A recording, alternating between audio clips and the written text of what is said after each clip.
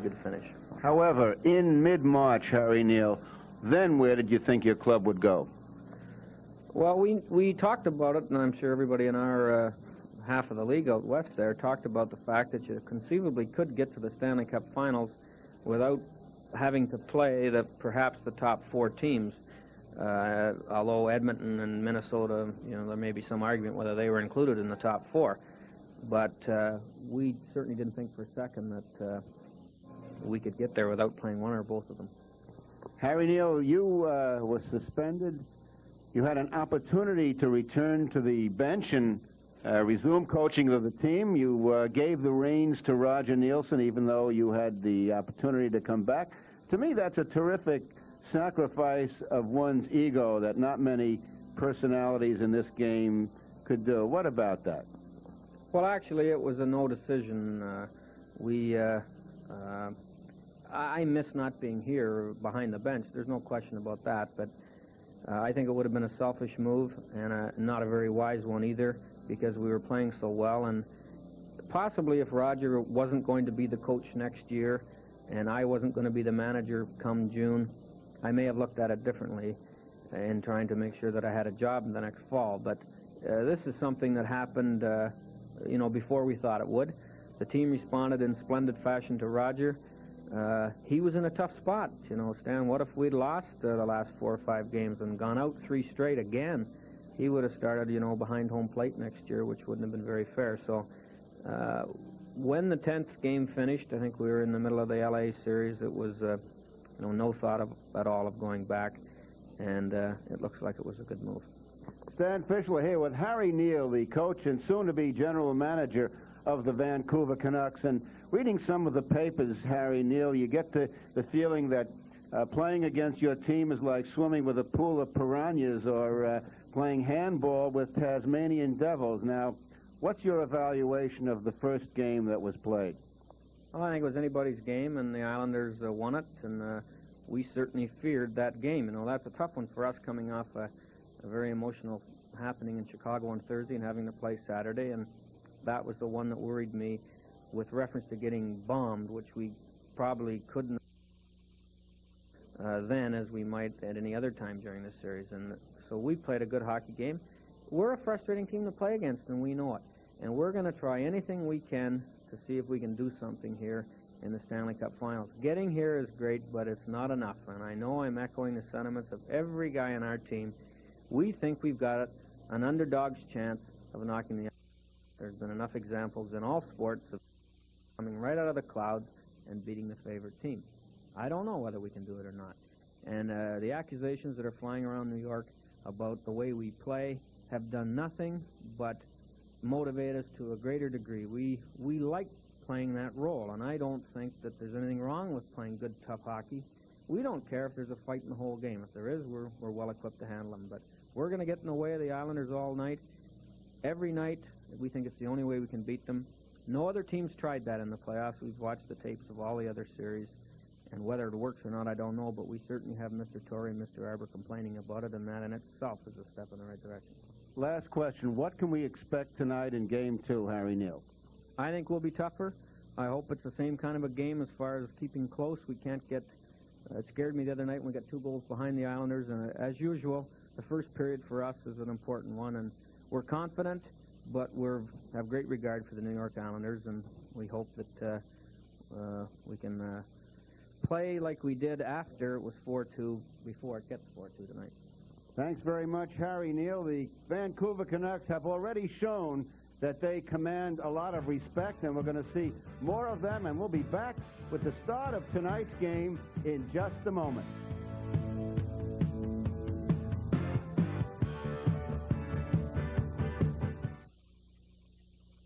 Long Island Trust presents a Long Island portrait.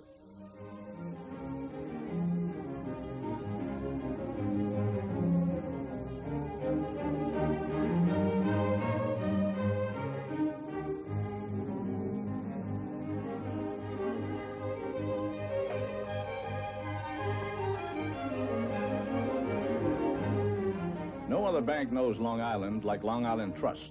Member FDIC. Remember me? I led our troops to victory. Gave them a sense of security. Everybody needs security, even an old battle horse like me. So I got myself this Hillside Betting security blanket. Guarantees in writing the lowest possible price. And get this, Hillside will replace any purchase in 30 days if you're not completely satisfied. Want to win the battle against inflation? Go to Hillside Betting. It's the best security you can get. Sleep on that. Sealcrest Betting Collection by Sealy, makers of the famous Posturepedic, available at these Hillside Betting Centers. The Radio Television News Directors Association has picked WCBS as the best radio news station in America. It's their equivalent of a Tony, an Emmy, an Oscar. This award says that you get the best at WCBS Radio. News professionals who keep you on top of the news all day, every day. WCBS News Radio, 88 on your AM dial. The best in the business.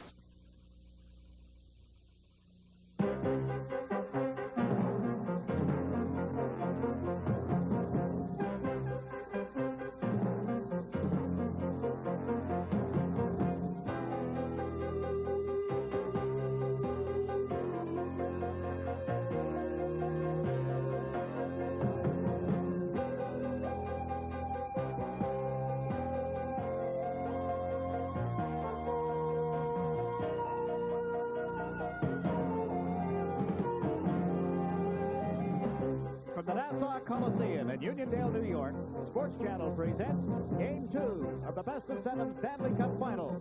Tonight, the New York Islanders, the defending champions, host the Vancouver Canucks. Participating advertisers are Budweiser. For all you do, this Bud's for you. The people of Eastern Airlines, who believe we have to earn our wings every day. Chemical Bank. The chemistry's just right at Chemical. The #1 selling auto team on Long Island, your Nassau Suffolk Chevrolet dealer. And Mobil Detergent Gasoline. Mobil washes dirt away before it accumulates to help maintain your car's performance. Tonight it is Game 2 of this series. The Islanders at home to the Vancouver Canucks. Hi again, everybody. I'm Jakes McDonald with Ed Westfall. The question on everybody's mind, will Vancouver come out and play the same style of hockey as they did in Game 1? Maybe that's the only style they have. Hey, they you used stole it my line. I'm sorry. They used it successfully against Chicago. Obviously, they used it against Los Angeles as well, and Calgary prior to that. And as their coach said, it's what got them here.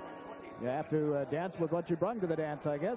There's no question, Jake. They do not have the versatility of a lot of teams. They got this far, and as they gained momentum in the playoffs, they did it with playing very close, very deliberate defensive style hockey. And what got them here and got them to the overtime against the Islanders, I cannot see them changing it, really. They're going to have to work a little harder at it. All things being equal, the Islanders did not play that good in the first two periods in particular. Not until later on in the third period did the Islanders get things going. And in the overtime, Vancouver hardly got out of their own end. But the shots were 6-6 in the overtime period. So it says a little bit for the defensive structure of the Vancouver Canucks. But they can't continually play that way and expect to be successful against the Islanders, because when the Islanders play well, Vancouver is not going to get any goals. Over and above the first two periods, I think the other problem area for the Islanders in the opening game of the series would be in goal. I don't think Bill Smith had himself a very good night in the first game of the series, and I'm sure he would agree to that. He started off a little shaky, Jiggs, and he looked a little shaky until, again, the third period. He can be a settling influence on the team if he wants to be. He was rattled a little bit. They were getting in around the net on him, and they were knocking the feet out from underneath him. They were trying to upset him. And if he goes for it, that's a plus for Vancouver. If Billy Smith doesn't go for it, of course, then he laughs at them, and he does what he does best, is stop pucks, and that frustrates Vancouver then if they can't get to him.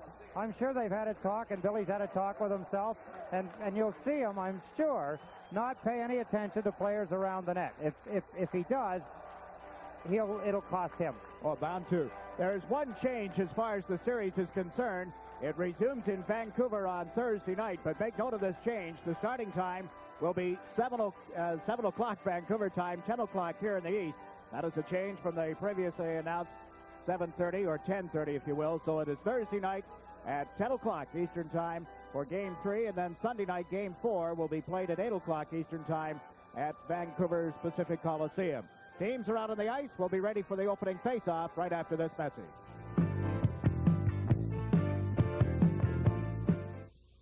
We're Eastern, America's favorite way to fly. For 3 years now, more passengers have flown Eastern than any other airline in the free world. If you're flying Eastern, we thank you. If you haven't flown Eastern recently, give us a try.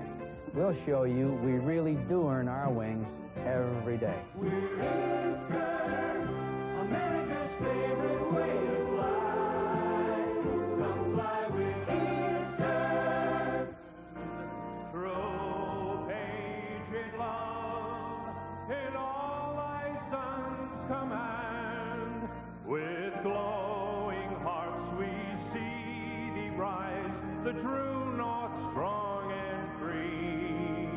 From far and wide, oh Canada, we stand on guard for thee.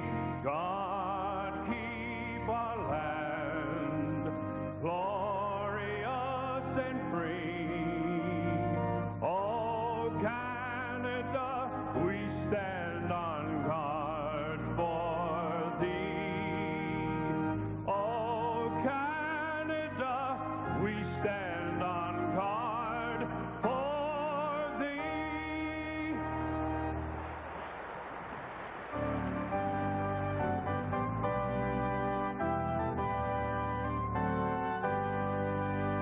Oh, say, can you see by the dawn's early light what so proudly we held at the twilight's last gleaming, whose broad stripes and bright stars through the perilous fight o'er the ramparts we watched were so gallantly streaming, and the rocket's red glare, the bombs bursting in air, gave proof through the night that our flag was still there. Oh, say does that star-spangled banner yet wave o'er the land of the free and the home of the brave?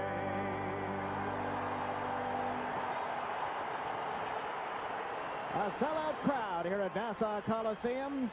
The fans remain on their feet to once more cheer their New York Islanders as the game now moves to the hands of referee Ron Wicks, joined by linesman John D'Amico and Gerard Gauthier.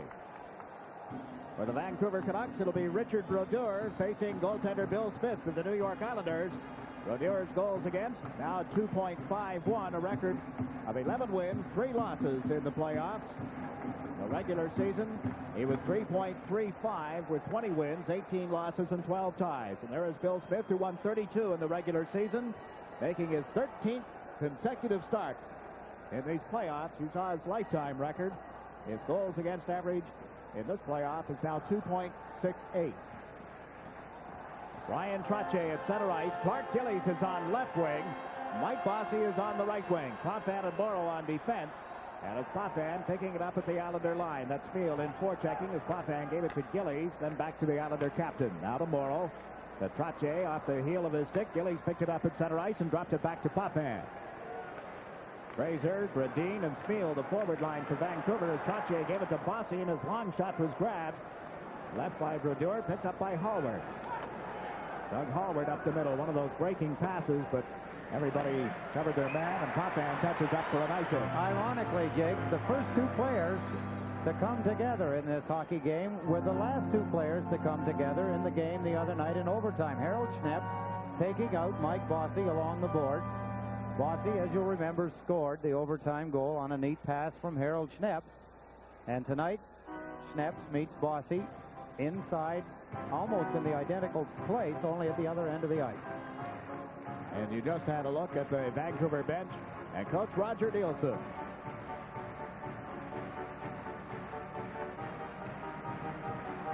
The names on that were telegraphed from the West Coast to the East Coast.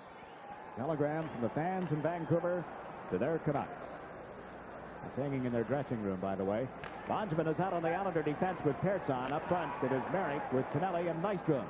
The puck loose back to the Vancouver goal. Brodeur played it around the boards, right to Nystrom, centered. John Tonelli couldn't knock it out of the air. So the Canucks, they're up the left wing side into center ice, but Merrick got a piece of Fraser, and here's Langevin with it now to Tonelli. Rink wide to Nystrom, working on steps as he came over the line.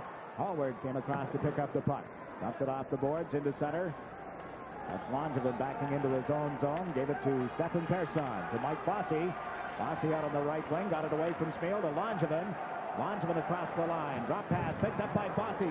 Bossy rink wide. Persson moves in. Shooting. Blocked in front by Brodeur and just out of the rebound reach of Trottier. Now Langevin with a shot that was turned aside by Brodeur. And play has been called. Offside, Jags. John D'Amico calling the offside. Al Arbor getting his next line ready as he walks behind the players. What he's doing is assigning the players who's up in case one of the wingers, defensemen, centermen head for the bench. No, he's going to change now as Roger Nielsen has changed. Al Arbor has a designated line he wants out there. I would have to think it's probably just to not let them have Dave Williams, 22, against the Islanders, 22, Mike Bossy. Yeah, he's going to fall. In this case, Williams will fall 10 short. He draws number 12, Dwayne Sutter on the right wing. Williams on the left wing for Vancouver. Miner is at center ice, and Moline on the right wing for the Canucks. Thomas Johnson with a long shot, grabbed and cleared by Brodeur, picked up by Colin Campbell. Gillies into forecheck. Bossy is out on the right side now for the Islanders. Move it to the blue line, picked up by Bossy. Can't wait for Gillies to get back onside, and they delayed offside in this case as Moline came to center ice. The play broken up at the Islander blue line, and there's Thomas Johnson with Gillies moving down left wing. Johnson on a weave, picked up by Gillies. Bart Gillies a drive. That was off the target. Bossy races to the board, dumped it into the corner. Lindgren, the Vancouver defenseman, moved it up this right wing side. Picked up by Moline. Moline and Miner. Moline now to the right side, and Lindgren fires one, grabbed by Bill Smith. Plays it around behind the net for Morrow. Morrow up the middle, out of the reach of everybody, and the Islanders are going to be called for icing as Smith picks it up back to the Vancouver goal. 17:40 remaining in the opening period. We look at playoff hockey. Dunk Wilson, a goaltender, Guy Chiron, a forward, hold the NHL records for the most NHL regular season games played by a goaltender and a skater, respectively, without playing in a playoff game. Wilson played in 287 games as a goaltender. Chiron played 734 games as a forward, a center iceman, Guy Chiron, and neither one of them ever played in a playoff game. Well, you got to wonder where you went wrong if you're the player. How about Dennis Marouk, who scored over 50 goals again this year, has played in 501 games without playing in a postseason game. Now as play gets underway, Smith was bumped back to the goal. The puck went to Wayne Merrick, to Nystrom on right wing. Nystrom trying to commit around steps, picked up by Lane to the corner for Merrick, out in front to Nystrom. Nystrom turns to get away from DeLorme. Nystrom off the boards to Merrick, back to Nystrom, moves in, shoots it, and hit the side of the net. Tonelli trying to put it out in front of the goal. It's ended up in the boards, and there is Snaps. Harold Snaps up left wing to Rhoda. Now to Bolderev, who couldn't pick up the pass, and Rhoda was flattened at a good hit in that Vancouver zone. Popham in the meantime dumps it back into his own territory for Lane. Bolderev into forecheck. Ford Lane lugs it up to the blue line. Into center ice. Lane a long shot. Wide of the Canuck goal, and there's Nystrom with it. Round behind the net for Tonelli. Rhoda riding hurt on him. Tonelli unable to make the play. Off the boards down to Lane from the blue line. His shot right on. The rebound is cleared wide as Tonelli was flattened. DeLorme slaps one around the left wing into center ice. Nystrom picked it up in front of the Islander bench and then went off, and the Canucks yelling about too many men on the ice. Ford Lane with a long shot. Grabbed and cleared by Brodeur to Jerry Miner. Miner worked it out into center ice. There's Persson with it. Stefan Persson to the left side for Bossy. Bossy, Trottier, and Bourne, the forwards. The pass to Bourne off his skates. Loose behind the Canuck goal and cleared around the boards by Brodeur. Right to Bossy, who stepped in front of Williams. Now to Bourne. To Trottier, couldn't hold the pass. Persson came in from the point. The puck deflected to center ice. Langevin back to give it to Trottier, to Bourne. Back to Langevin. Miner had taken a run at Langevin, and now here's the Islander defenseman across the Vancouver line. Plays one around to the far corner. Trottier and Williams bump together. And we'll get a face-off to the left of the Canuck goal. There's a break in the action. The score, the Islanders nothing, the Vancouver Canucks nothing.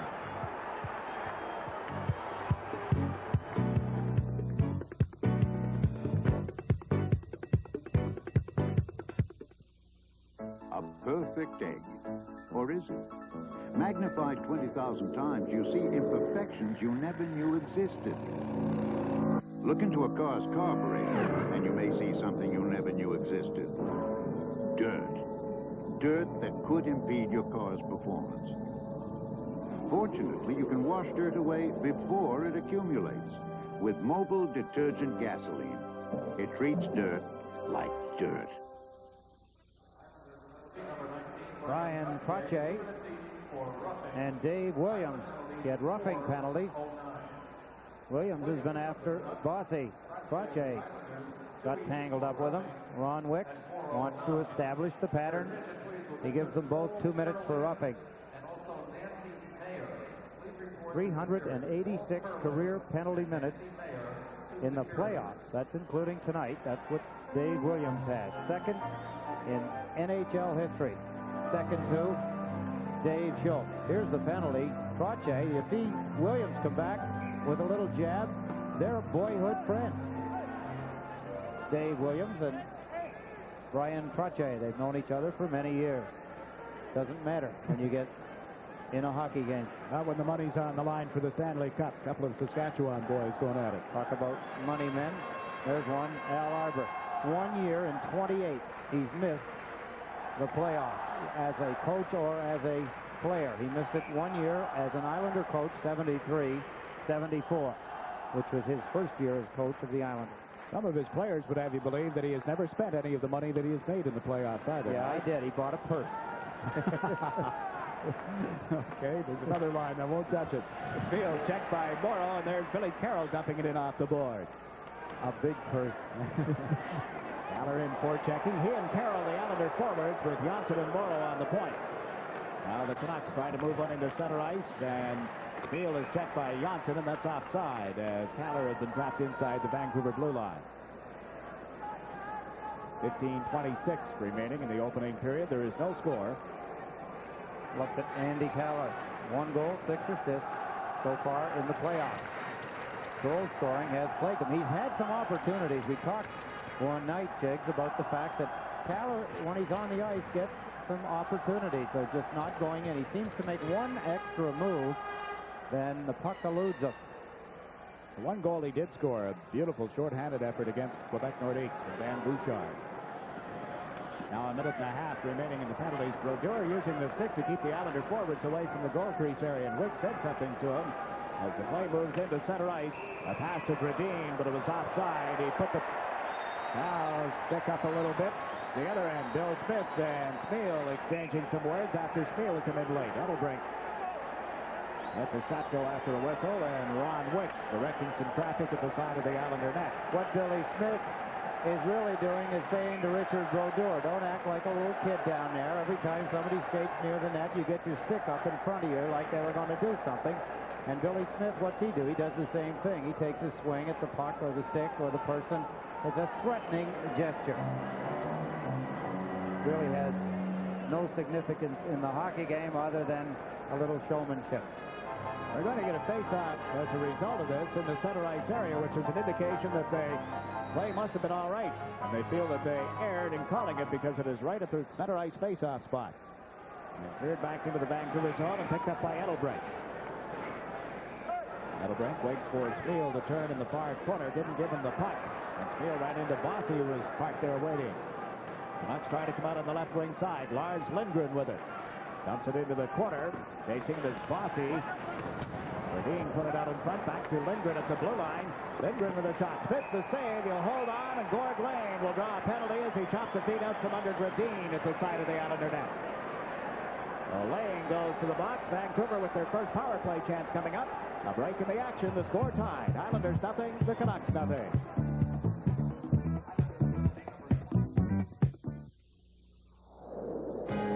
Showtime Pay TV is total entertainment.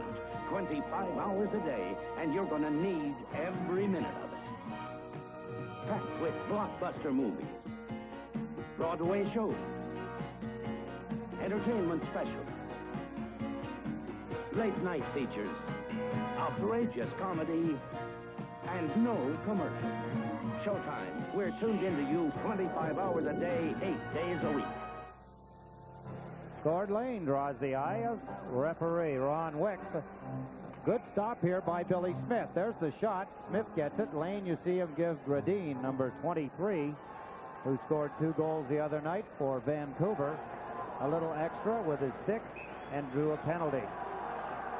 It'll be Spiel, Gradine, and Fraser up front for Vancouver, and the puck went right to defenseman Kenny Morrow, who dumped it into center ice. That's Moline going back. You look at the power play stats, and in this series, Vancouver was 2 of 3 Saturday night. The Islanders were 3 of 3, and the Canucks are into the Islanders' zone. Gradine played it back to the left point. Spiel to Gradine. Back to Stan Spiel. Into Moline. Spiel from the blue line. His shot tipped and just wide of the net as it came off Fraser. Fraser tried to center and hit Morrow. Picked up back of the net by Fraser. Fraser to Moline. Moline starts in at the face-off circle. He fired one off the post. And right back to Moline. Out of Gradine. Thomas Gradine turning, trying to get away from Goring. Gradine back to the blue line. Moline shot went wide, and Smith poked it into the corner and out of the reach of Fraser. Potvin unable to move it out of his own zone. Gradine around Morrow, moves in, and the shot hits Beal. Comes out in front and tapped wide by Gradine. Here's Beal out of the corner. Now Moline at the point is rifled it wide. Trottier picks it up.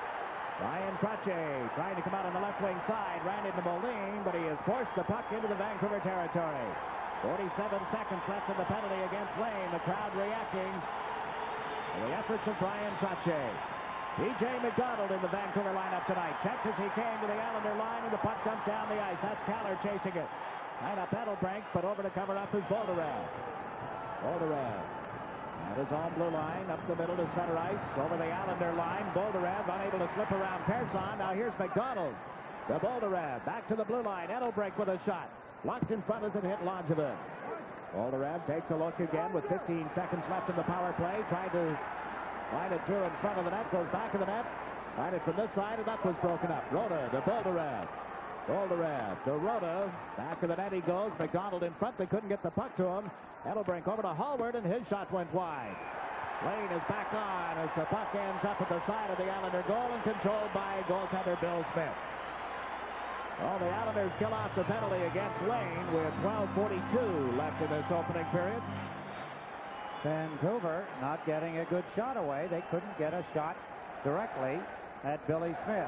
You can see the elation on Al Arbor's face.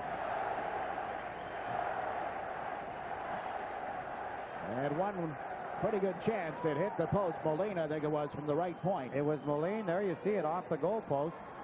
That was the only good opportunity that Vancouver had. It still does not go. Look at the play here. Morrow guesses, but guessed wrong, and that pass was a wasted pass. It was kind of a flip. Billy Smith put it out in front and almost had it put behind him. As he was down, the puck slipped away from one of the on-rushing Vancouver players. Now the face-off to the left of the Islander net, and it's Merrick against Bolderev on the draw. And it went right to Persson to Langevin. Up the left side to Trottier. The Persson pokes it to Merrick. Bossy, Trottier, and Merrick move over the Vancouver line. Trottier in on left wing, fakes the shot, trying to get away from the check, was dragged down by Belland, and Trottier picks it up again into the corner to Bossy, but it was too hot to handle. Harold Snep starts out of the left wing corner for Vancouver. Put it right on the stick of Bossy, waiting outside the blue line. Now Snep splits it high in the air to the Islanders zone, controlled by Langevin. To Bossy, trying to set up Gillies on the left wing, and that failed to connect. Belland back in his own zone. Chase behind the net, then plays it off the boards. Out into center ice. There's Persson. Over to Langevin. Langevin lifted into the Vancouver zone. Belland cleared it out quickly to Moline. Moline got it to Jerry Minor. Minor at the Islander line. A long shot blocked by Bill Smith. And leave it for Brian Trottier. Trottier to Persson. No score in the first period. Persson carries it out of his own zone. Persson left side to Trottier, but it's offside at the Vancouver blue line.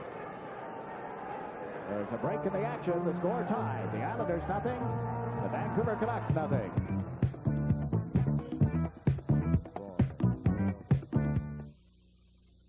Women all over the country are singing a new tune. Hold the tiger, hold the tiger. Presenting the Tigra, a knit shirt that'll bring out 11:38 remaining in the first period. No score. Williams and Crotche get together again just prior to the stoppage of play. Merrick, Nystrom, and Tonelli, the forwards. Nystrom played it in off the boards. Merrick unable to get around Snaps. Errol Snaps and it's feeded to Delorme on the right side. Now he gets a stick on it. It was bumped by Potvin. The puck loose at center. Bolderev poked it in around Lane, and Smith comes sprawling out to cover up on it. 11:20 left in this opening period. On Friday evening, June 11th, undefeated champion Larry Holmes will battle undefeated challenger Long Island's own Jerry Cooney for the heavyweight championship of the world. Promises to be a classic matchup, and the fight can be seen at the Nassau Coliseum by a closed-circuit TV in a spectacular two-screen setup. All seats are $30 and available at the Coliseum box office and Ticketron outlets. Tickets available for groups by calling 794-9300. That's area code 516. For further information, 794-9100. Again, the 516 area code. Bill Smith just made a save off Campbell with a long shot, and Potvin is being penalized. Roto taken down to the side of the Jake, it's going to be Billy Smith, a hooking penalty, I believe, or tripping, one or the other. A tripping penalty is going to go, I believe. Oh, it's Dennis Potvin. Yeah. If we get a look at it. A break in the action. We'll be right back. There's no score.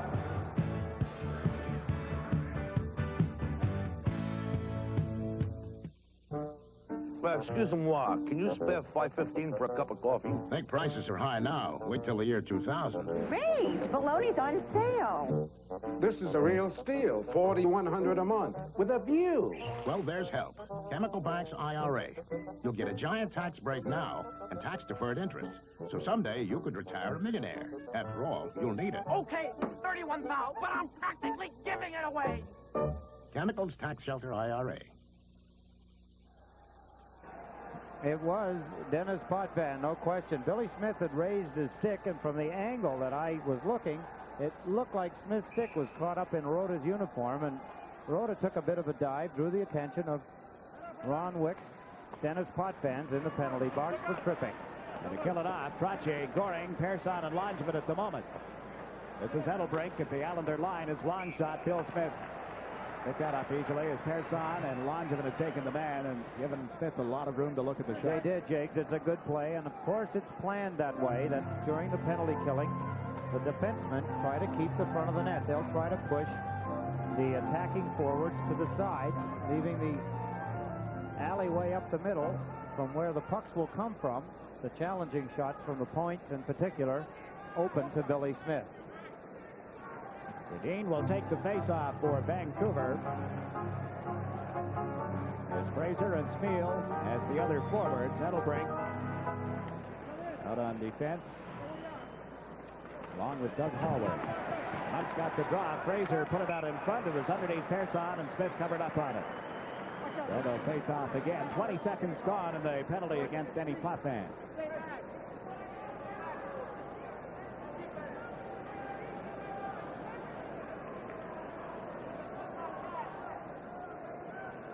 Stefan Persson blocks the shot from the side.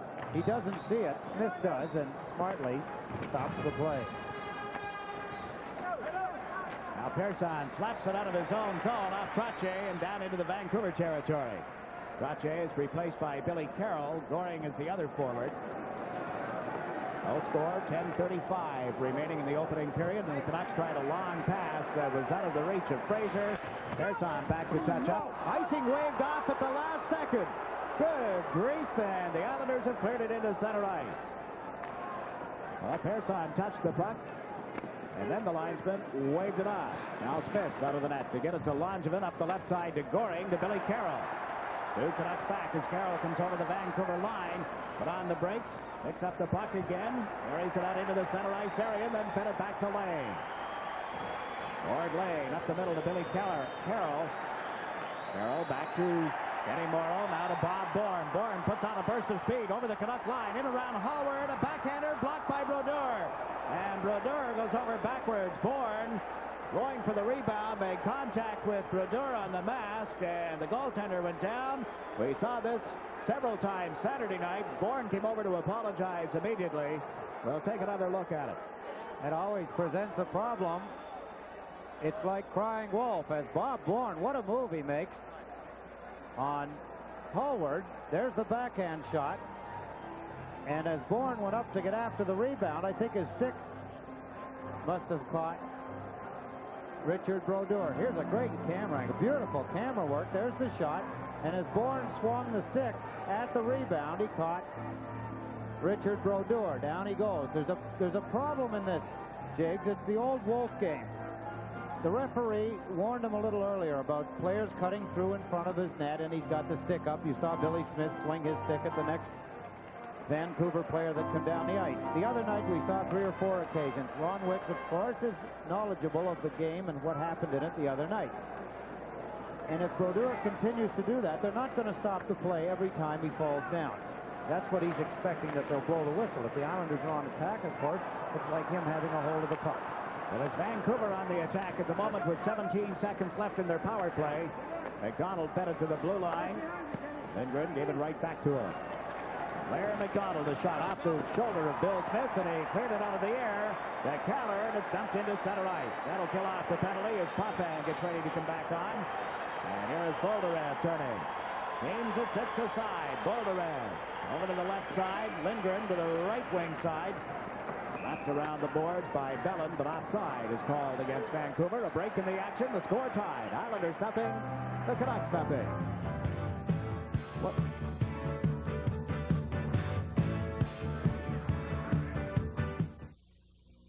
Seattle presents Dennis Potvin, the man, the image.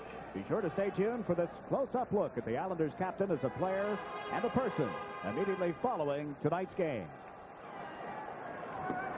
Langevin and Persson on defense. Merrick, Nystrom, and Tonelli up front. Nystrom has been changed. Bossy has come out on the right side as Langevin was bumped by Crawford coming back for Vancouver. Puck in the Canucks zone. Harold steps up the left side. Crawford unable to make contact with it, and here is Persson turning.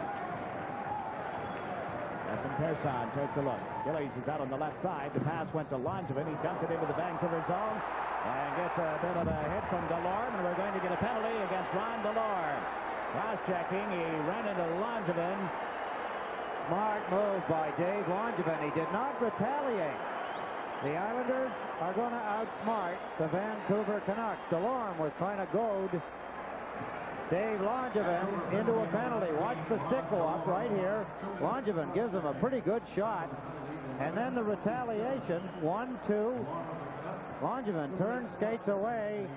As we look again, here's Delorme coming.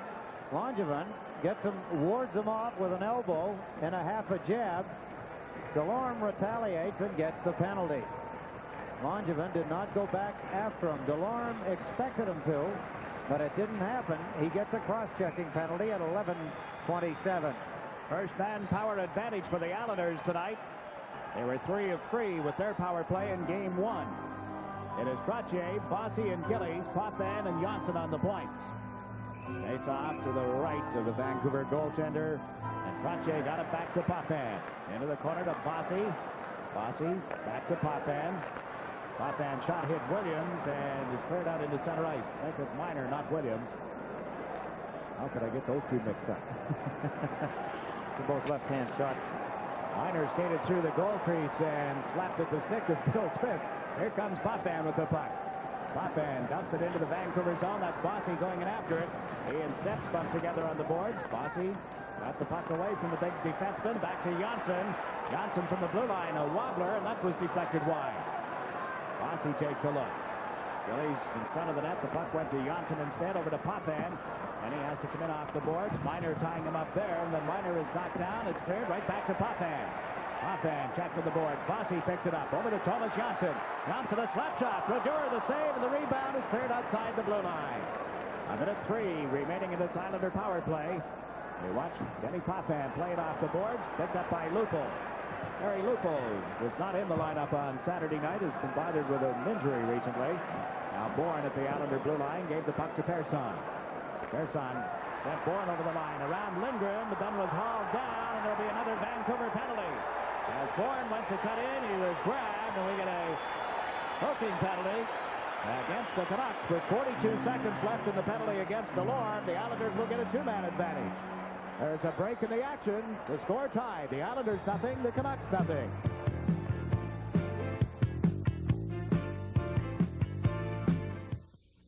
Yes, my company's... Heavy hit in front of the net. Mike Bossy twice gets a couple of opportunities. Let's watch some of the heavy hitting in front of the net. Harold Schneps explaining to Brian Trottier, just trying to get you out of there, give you a little push. The same thing. Trottier gets the stick up, and then boom, Campbell levels him from behind. Not the most courageous check of the night so far. Let's watch Bossy as Campbell tries to chop him down like an oak tree. Bossy gets the shot away. Brodeur had the angle on him, made the save. Islanders come close, using their speed again and their puck handling. Stefan Pearson had a great opportunity, Jiggs, and he shot it wide from the top of the face-off circle. Now 13 seconds left in the original penalty. That's to DeLorme as Potvin gave the puck to Pearson. Pearson back to Potvin in front to Goring, who couldn't make contact. Now Pearson to the corner to Dwayne Sutter. Back to Pearson just as DeLorme stepped out of the box. Sutter to Goring, the shot blocked by Brodeur. Harold Steps fires it off the boards, and the Islanders now with a one-man advantage. 1:07 left in the penalty against Lindgren as Pearson gets away from Lupo. The Islander line, Pearson to Gillies on left wing, back to Potvin across the Vancouver line. Potvin, a drop pass to Gillies, rink wide, Pearson to Goring, off his stick, and the Canucks get a break. Out into center ice and across the Islander line as Moline moves right in, and a weak shot blocked by Pearson. Moline dropped that one, and Pearson starts from back of the goal with a 40 seconds remaining in this power play. Benny Potvin to Goring across the Canuck line. Goring back to Janssen to Potvin. Potvin shoots and was wide on the stick side. Brodeur covers up as it came off the boards. They're going to face off to the right of the Canuck goal with 29 seconds left now in this power play. Pretty good penalty killing by Vancouver. Dennis Potvin having a few words with Colin Campbell. Campbell knocked him down. Potvin tried to take the shot. There you see the captain, the Islander captain. Dennis Potvin. Here he comes, number 5. Went to take the shot. Campbell got a chunk of him, chunk of his feet. Brodeur holds in the puck. Two Islanders moving around. Richard Brodeur. They haven't had a good shot outside of the one Stepan Pearson missed the net with, although Bossy had a couple from the bad angle that Brodeur had no trouble making the saves on. It is Trottier, Bossy, and Bourne as the Islander forwards. Potvin and Janssen on the points.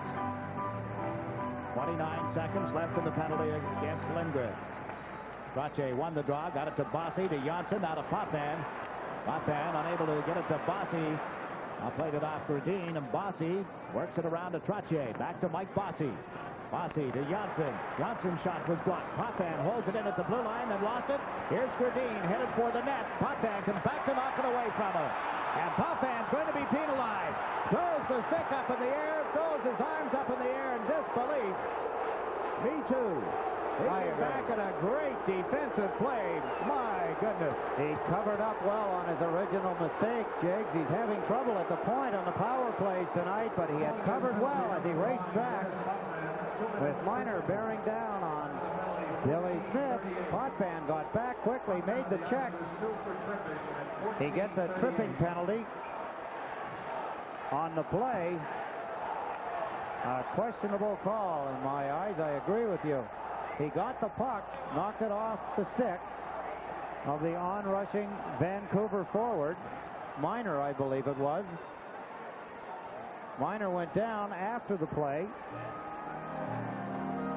And Ron Wicks gives Dennis Potvin a tripping penalty. Dennis couldn't believe it. He threw his stick up in the air. Actually, he could have got a penalty if Ron Wicks.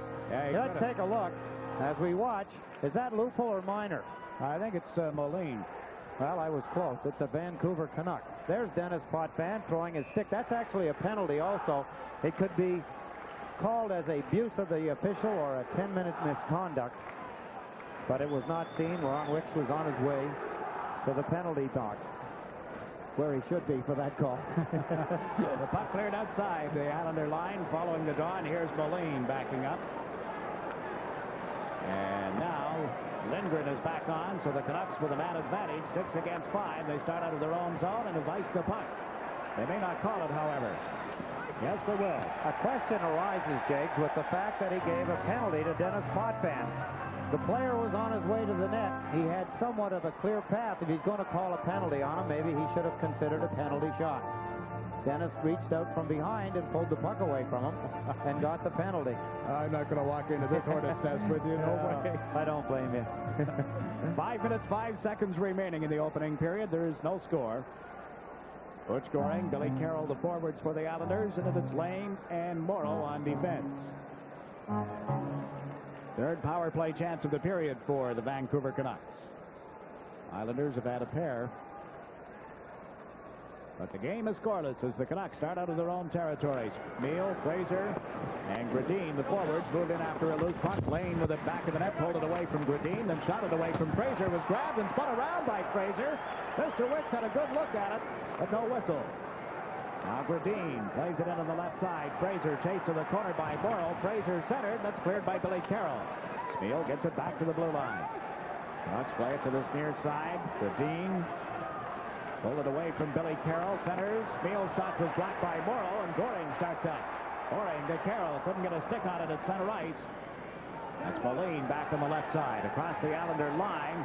Moline chased wide, put it out in front. Out of the reach of everybody. Bellin comes in from the blue line and stolen by Bourne. 2-on-1 with Carroll.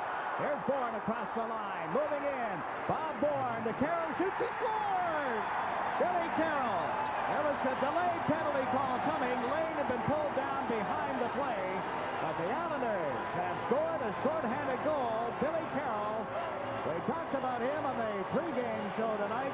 Bourne set him up beautifully, 18. Bourne having trouble getting a hold of the puck, but finally you saw Lane go down in the bottom of your screen. Bourne to Carroll, and he put it in the open side. Pretty goal. Nice move by Bourne. Let's watch again as Bourne gives it to Carroll. Brodeur is away wide. He thought Bourne was going to hang on to the puck and make a play, but not to be. He made the play to Billy Carroll, and Carroll, his second short-handed goal of the playoff, has given the Islanders a big 1-0 lead. Still 40 seconds remaining in the Potvin penalty. That goal, of course, nullifies the Vancouver penalty that would have been called had the puck not gone into the net. So it is 1-0 Islanders. 25 seconds left in the power play as Boldarev starts up for the Vancouver Canucks. Billy Carroll is back out there as a penalty killer. Boldarev over the line, went to the left side, and Pearson knocked it away from him. Picked up now by Langevin. Around the boards. Edelbrink got it to the corner to McDonald. McDonald back to Edelbrink. There's going to be a penalty call here. McDonald with the puck, but the whistle has sounded. Boldarev and Pearson exchanging words.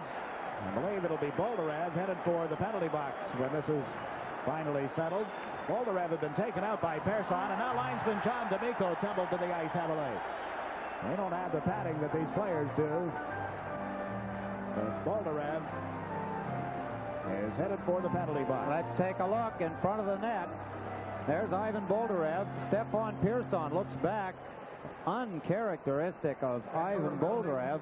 He is not the kind of player you expect that action from. But he did it. He gets a penalty. And this is where the Islanders would like to hurt them. They couldn't hurt them in the opportunity they had earlier with a 2-man advantage. And then they had a 1-man advantage for 1 minute and 9 seconds. But here they get another opportunity. 3:25 remaining in the first period. 1-0 Islanders, and they get a power play again. And in 3 seconds, Potvin will give them that Islander power play. Merrick up front with Tonelli, Johnson, and Langevin on the points. Face off at the Islander line, as you see. Liner couldn't get control of it. Tonelli gave it to Johnson, now to Merrick. Potvin is out on the ice. Langevin heads for the Islander bench. Tonelli, in the meantime, is across the Vancouver line. Nystrom has come out on right wing with Merrick and Tonelli, but Snaps forced the Islanders to go back into their own zone. Thomas Johnson with it back to the net. Again, Miner skated right through the goal crease. He's been in the forecheck and headed to the right wing. Tonelli carries it to center ice. Across the Vancouver line, John Tonelli unable to get it to Merrick. Couldn't split the defense as well. Here's Nystrom to Merrick. Merrick trying to center. Being tied up back of the goal. Lars Lindgren and Merrick fighting for it. It went to Harold Snaps. And Snaps shoots it high into the Vancouver players' bench. 1:18 left in the penalty to Boldarev. 2:43 remaining to play in this opening period. Everybody on the bench ducking. Somebody didn't duck in time and has caught the puck on the side of the face. Face mask and all. Is that Lindgren? I believe so. The name fits the blonde hair. The mask, much like the one Andy Keller wears.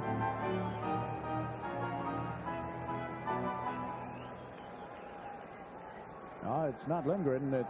Lindgren is out on defense. It might be Thomas Gradine. It might be any one of the other Vancouver Canucks for that matter. But Lindgren, he doesn't wear the mask anyway now that you look closely on your screen. The Islanders have 1 minute and 18 seconds on the power play. Merrick gets this draw back to Persson. Stefan Persson lets the shot go. When bouncing off Miner, came right back as Potvin cleared it to Persson. Rink wide, that's John Ginelli. Ginelli being watched by Miner, gave it to Potvin. He shoots, tipped wide. Merrick with the rebound. Wayne Merrick in the corner, back to Persson. The Potvin lets another one go right on the rebound. Oh, what a save by Brodeur off Nystrom on the rebound, and the play called as the puck was smothered in the goal crease. Good shot by Captain Dennis Potvin. Right on the net, and Brodeur called upon to make the save. Let's take a look at the shot by Dennis Potvin. Rebound Nystrom, but the puck was bouncing. And Nystrom with Lindgren and Schnaps all over him. There's the shot. Some more fine camera work from behind the net. As you see, Richard Brodeur kicking away at the puck. Nystrom gets knocked in on top of him. Now Trottier, Gillies, and Bossy, the Islander forwards. Potvin and Persson on defense. The puck came back to Stefan Persson. Into Clark Gillies, couldn't make contact with it. Picked up by Trottier. Ryan Trottier goes back to the net. Out to Potvin. Over to Persson, back to Potvin. Potvin returned it to Persson. To Potvin. Dennis brings it all the way back to the blue line. Change positions with Persson. Band on the shot. Here's Gillies turning. Shoots. Blocked by Brodeur. The rebound. It's underneath the goaltender. He holds on. Close call as Mike Bossy on the rebound from a shot by Dennis Potvin. Brodeur gets his stick and gloves out and makes the save. Bossy was moving away from the puck, and it's very difficult to shoot it. There's the shot. Gillies, Bossy, I had said Potvin. I meant to say Clark Gillies. Harold Schnaps taking Mike Bossy out of the play. 23 seconds remaining in this power play as Boldarev continues to serve the cross-checking penalty. Trottier knocked the puck away from Miner. Brodeur out of the net, worked it around the boards to Moline. He was checked by Gillies, centered, and it's cleared by Lindgren, and the Islanders will have to chase it. Through game 1 of the finals, Islanders have scored 18 power play goals. Potvin has been on the ice for 15 of them. That's an 83.3% efficiency that Dennis Potvin has while he's on the ice during the power play. He has just gone to the bench as Gillies came in, fed it off the boards. Bossy's pass was broken up, and out come the Vancouver Canucks. Teams at 6 aside. Into the Islanders zone. That's Miner, is centering attempt hit board lane. And Boldarev was bumped on the boards, and this time it'll be interference. Boldarev and Persson, and an interference penalty being handed out by referee Ron Wicks. Now a little stick work as Miner and Lane got them up. And Stefan Persson draws the interference penalty with 1 minute 12 left in the opening period. We were talking about the power play. Stefan Persson, the other side of the point position on the Islander power play. They have scored 13 power play goals, while Stefan Persson has been on the point position.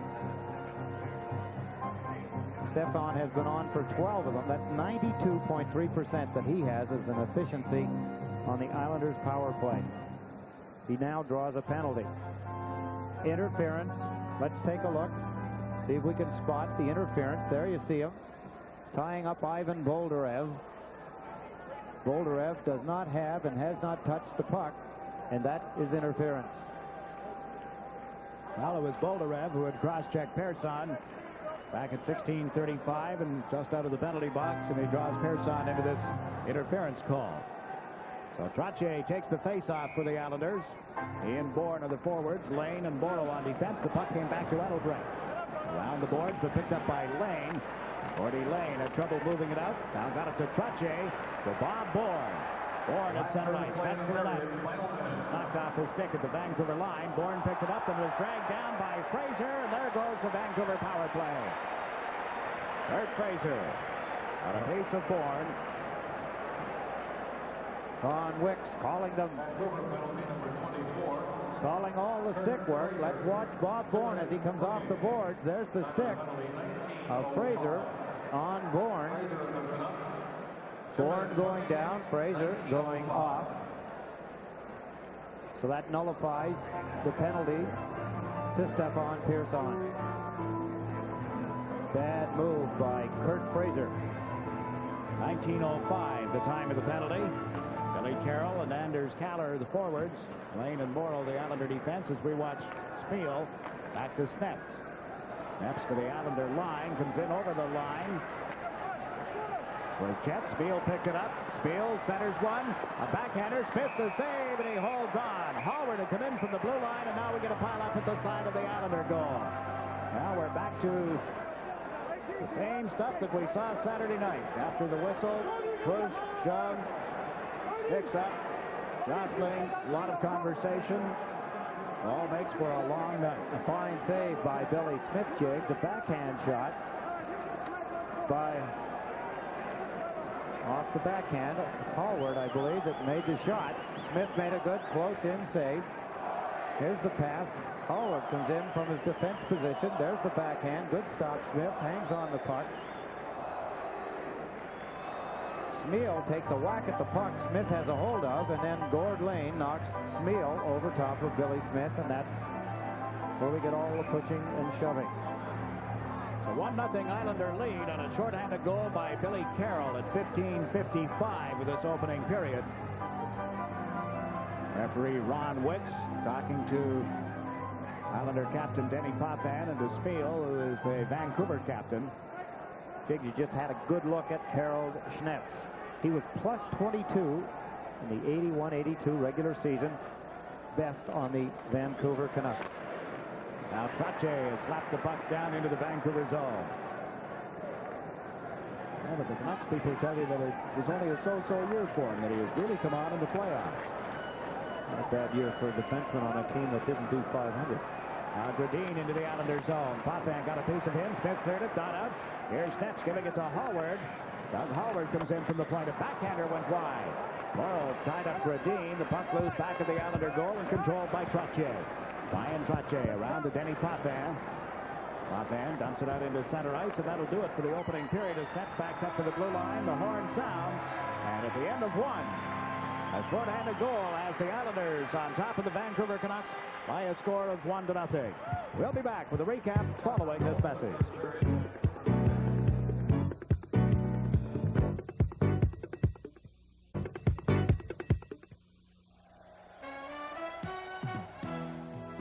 Buds for all the guys who keep the action from getting out of hand. This bud's for you, for all you do. The king of beers is coming through. Yeah, just for you, that distinctively clean, crisp taste that says Budweiser. For all you do. This Bud's for you. Of the dozens of airlines in this country, one airline, for the third year in a row, has carried more passengers than any other in the entire free world. That airline is Eastern. If you help make us America's favorite airline, we thank you. If you haven't flown Eastern recently, give us a try. We'll show you that we really do earn our wings every day.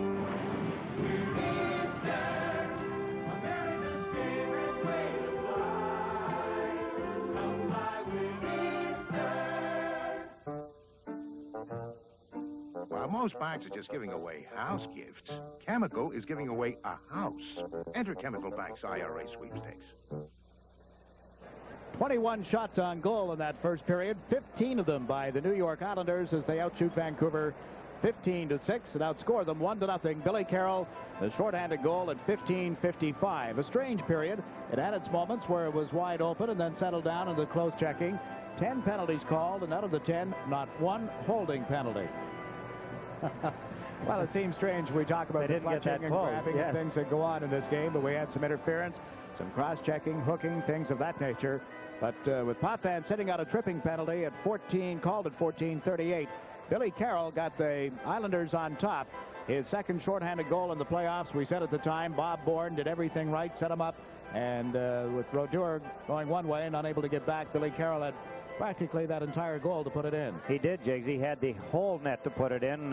It looked like Brodeur was trying to second-guess Bob Bourne. We'll get a look at that hopefully at the highlights later on. But the story, of course, 15 shots by the New York Islanders and 6 by Vancouver, and they hit the goalpost on one occasion. There was a good chance for them, but goaltenders will always tell you that's part of their equipment, and it doesn't count as a shot on goal. But the Islanders dominated the period. The shots in this case did tell the story. They didn't get as many good opportunities as you would think they would get with 15 shots, but they got enough, and territorially they dominated the game, and that's what they wanted to do. And I think some of the weaknesses of Vancouver will start to show as they have early in the game. You'll see them more prevalent as the game goes on. One major difference in that first period was the fact that the power play was not as successful for either team tonight. But we still have 40 minutes remaining in regulation time, and at the end of one, our score, the New York Islanders 1, the Vancouver Canucks no score. Stan Fischler will be along with his guest, Ivan Boldarev of the Canucks. That'll follow this message.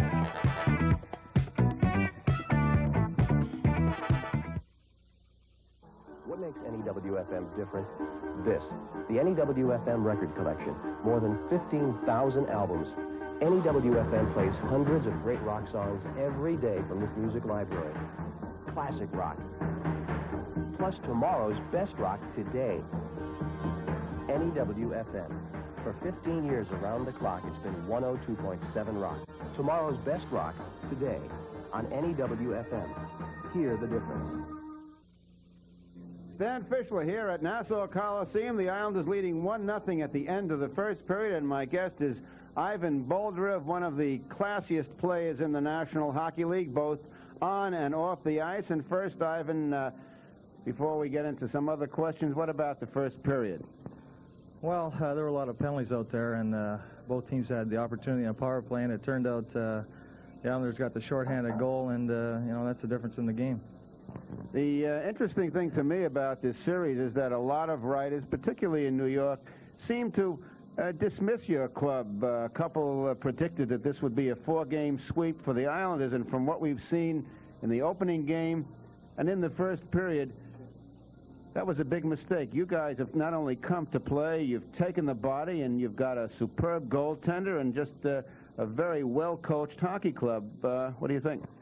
Well, Stan, that's true. I think a lot of people wrote us off, and they thought we would lose in 4 straight, but I don't think that'll be the case at all. And I think they're judging us by maybe our last appearance in here during the season, and we weren't playing great hockey then, and you know, we were still gelling as a team, and we seemed to gel at the right time just before the playoffs, and you know, we've been playing some pretty good hockey all the way through the playoffs.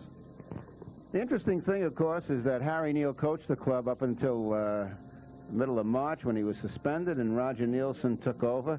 Now, how do you, Ivan Boldarev, see the difference in these two personalities? Well, Roger's a little bit more quieter than Harry behind the bench and off the ice, but they have similar styles. They prepare the team very well. With Roger, we know pretty well what a lot of their guys are having for breakfast just about, and that's how well we are prepared for the teams we're playing.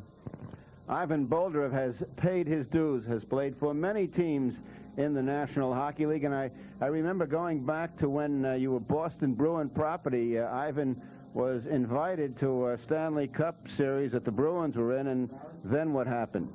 Well, I was playing for the farm team in Oak City, and we lost out in the first round of the playoffs down there, and they called up about 8 of us as standbys for the playoffs, and we spent about a month in the Madison Hotel next to the Gardens, which isn't the prettiest place, but for the last series, you know, they didn't keep us around. They were playing St. Louis, and they sent us home, and so we never did get to see the Stanley Cup.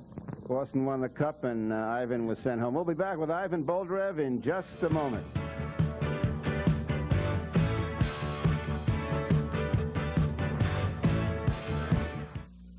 In Atlantic City, there are 8 hotel casinos. And then there's the Golden Nugget.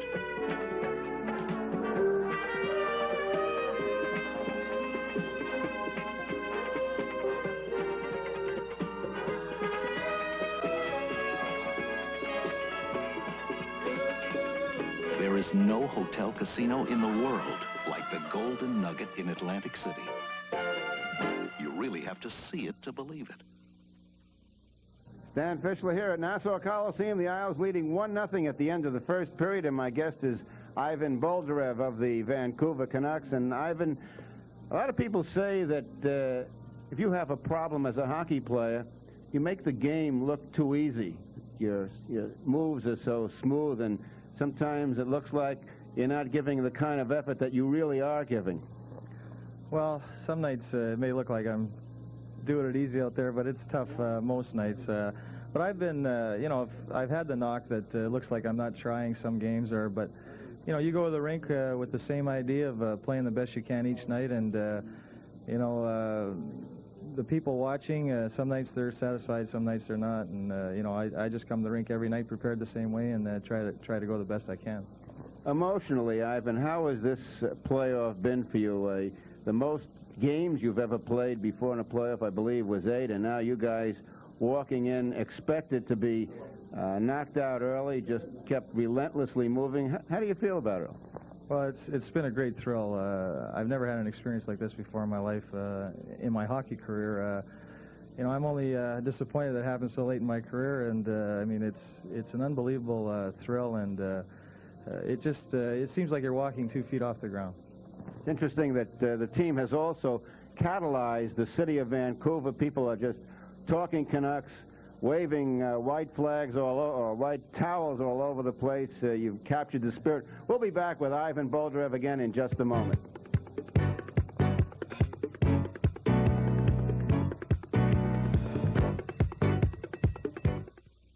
Yes, my company's operating balances don't earn a dime. What can the Bank of New York do for me? Manage your money so it makes you money with new Check Invest. I can't tie up operating funds. No problem. Check Invest links a regular business checking account to a money market fund. So I earn money market interest? Automatically every day. My bank doesn't have anything like Check Invest. Does yours?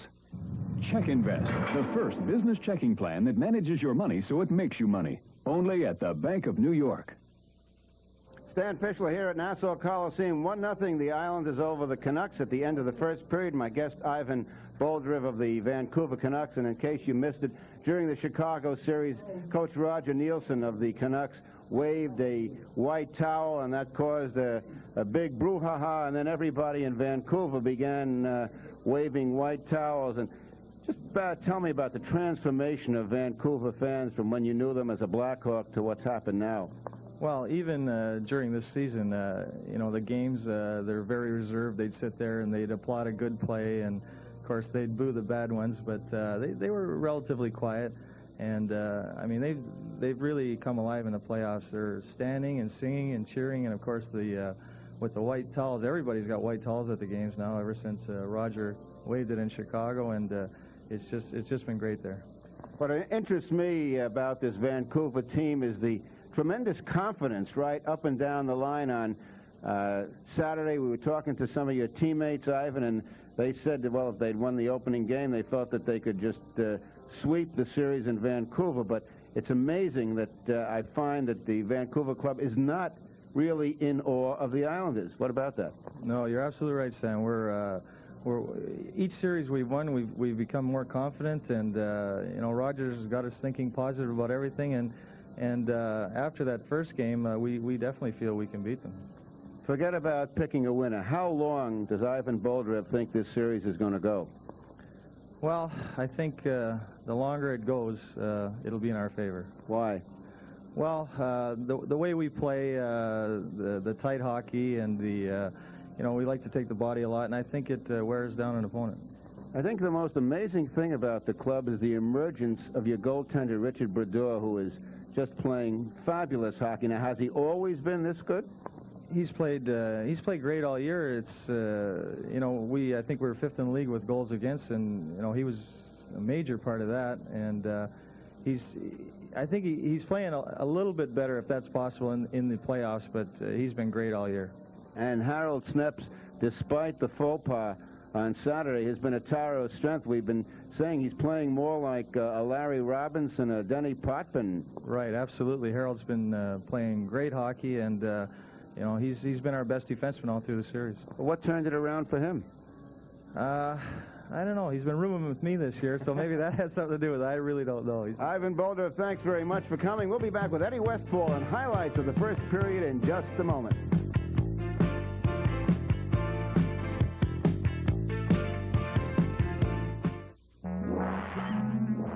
Why strain your back removing harmful thatch?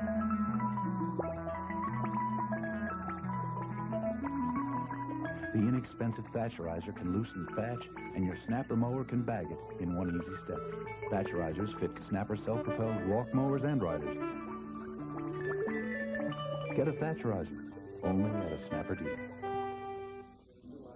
Some of our guests received dinner for two at Off-Broadway Company. The Off-Broadway Company at 141 West 69th Street in New York City features the heftiest ribs in town, served in a relaxed Western atmosphere.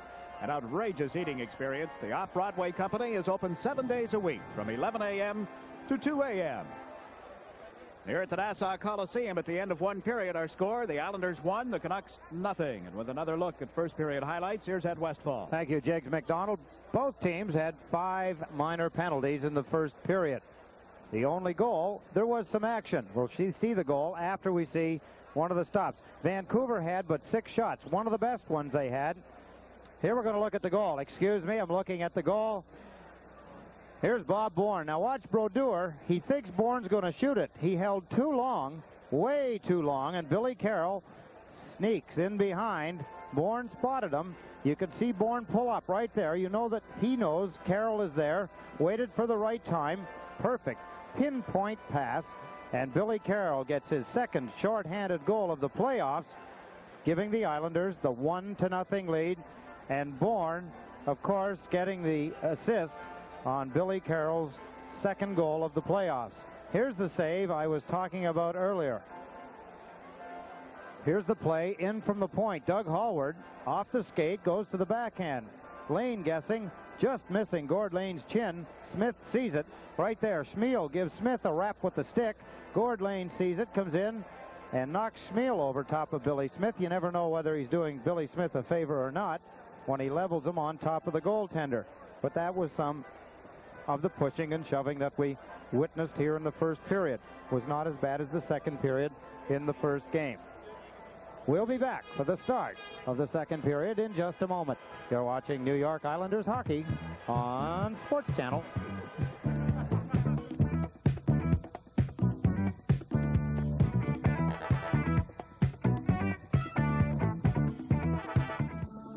This is the world as you know it. But let's move 10,000 times closer. Move 10,000 times closer into a car's carburetor and you may find dirt. Dirt that could impede your car's performance. Fortunately, you can wash dirt away before it accumulates with mobile detergent gasoline. It treats dirt like dirt. Hot string, Chevy's coming at you on a hot string. Have we got a Chevy for you? A sizzling new 1982 Chevy Citation, America's best-selling front-wheel drive car. Citation, it's compact on the outside and seats 5 on the inside. Get a hot deal on great wheels. A new Citation today at your Nassau Suffolk Chevy dealer. Hot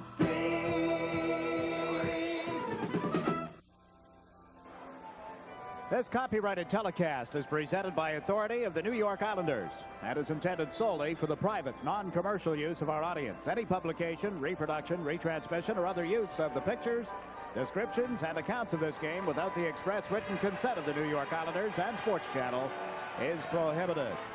In the first period, Jakes, we talked about 15 shots for the Islanders, 6 for Vancouver.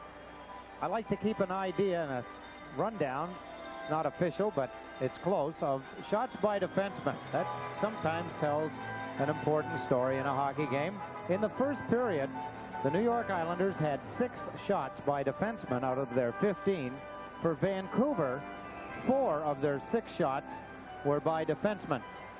Forwards not getting but 2 shots in the period.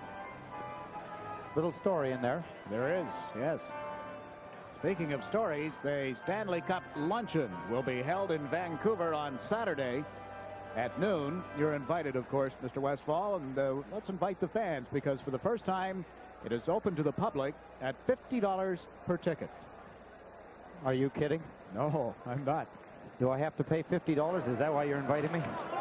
Taking you as my guest. Saturday at noon at the Hotel Vancouver, so if you're going to be out there, folks, you may want to drop by. Oh, I got some great news, Jakes. I'll bet. How about my Mets lately? You know, teams that win games and lose games by 1 run are a lot of times championship teams.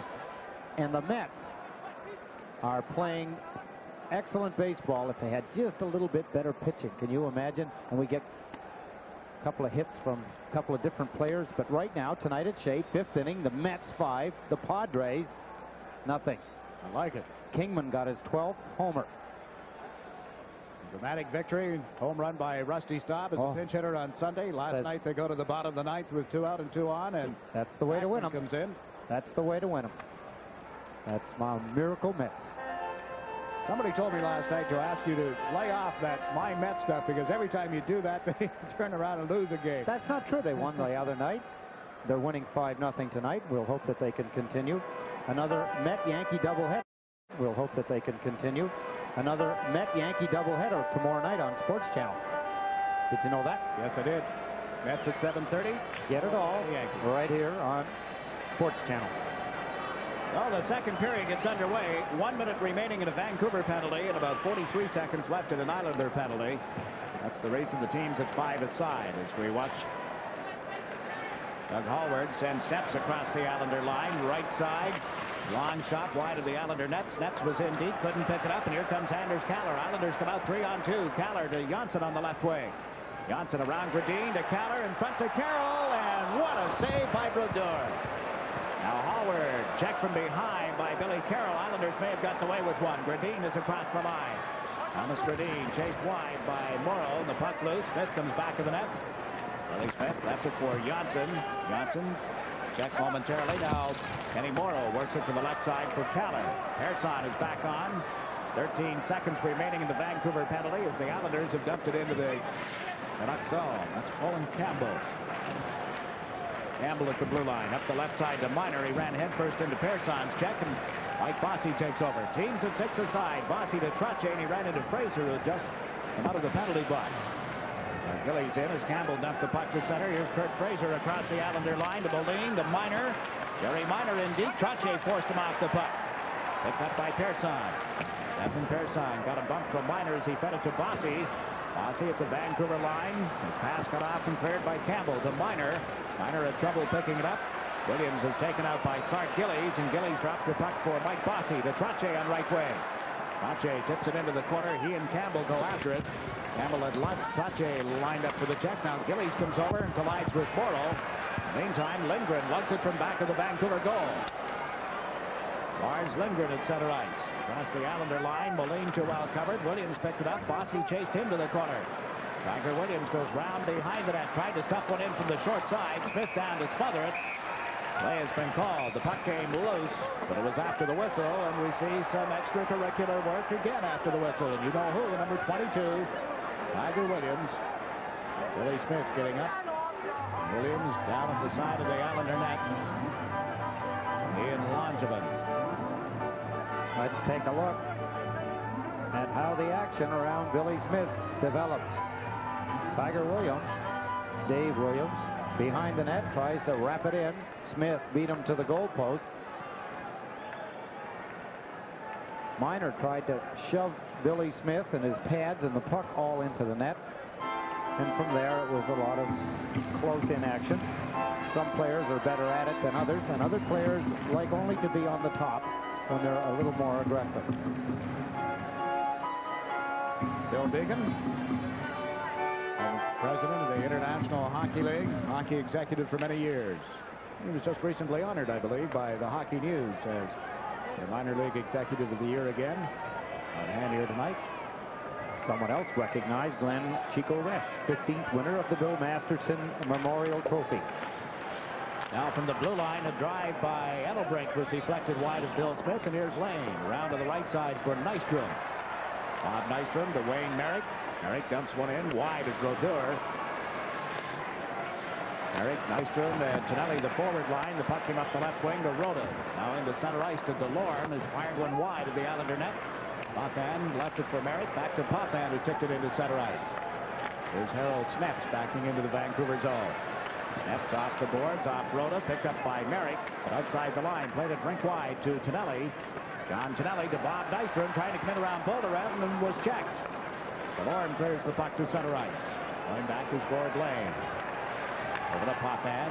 Potvin up the right wing boards, out of the reach of Merrick. Potvin picks it up himself to the Vancouver line, cuts to the left side.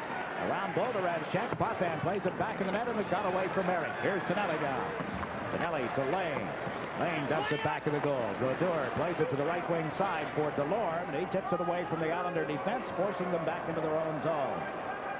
Rhoda into forecheck as Lane plays it to the right wing for Bob Nystrom.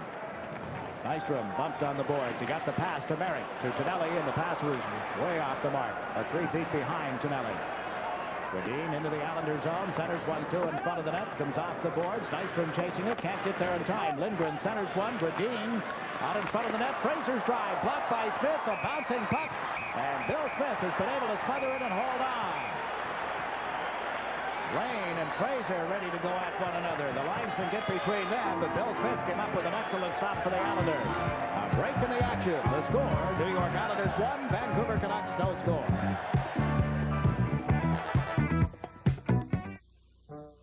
Going with off Doug Hallward, picked up by Trottier. Trottier lost it on the boards, then he pulls Sneps down, and Trottier is going to get a penalty. Lupul, in the meantime, is over the Islander line, trying to come in around Morrow. Get the goaltender off for an extra man. Langevin just blocked the shot from Hallward, and it comes back to the far side. Bolderev centered to the corner. Harry Lupul picks it up. Morrow rides him into the boards. Now here's Tiger Williams. Williams trying to center the puck. Tied up on the play by Morrow, and as Trottier controls it, we get a whistle, and Brian Trottier will go out for hooking. A break in the action. The score, the New York Islanders 1, the Vancouver Canucks no score.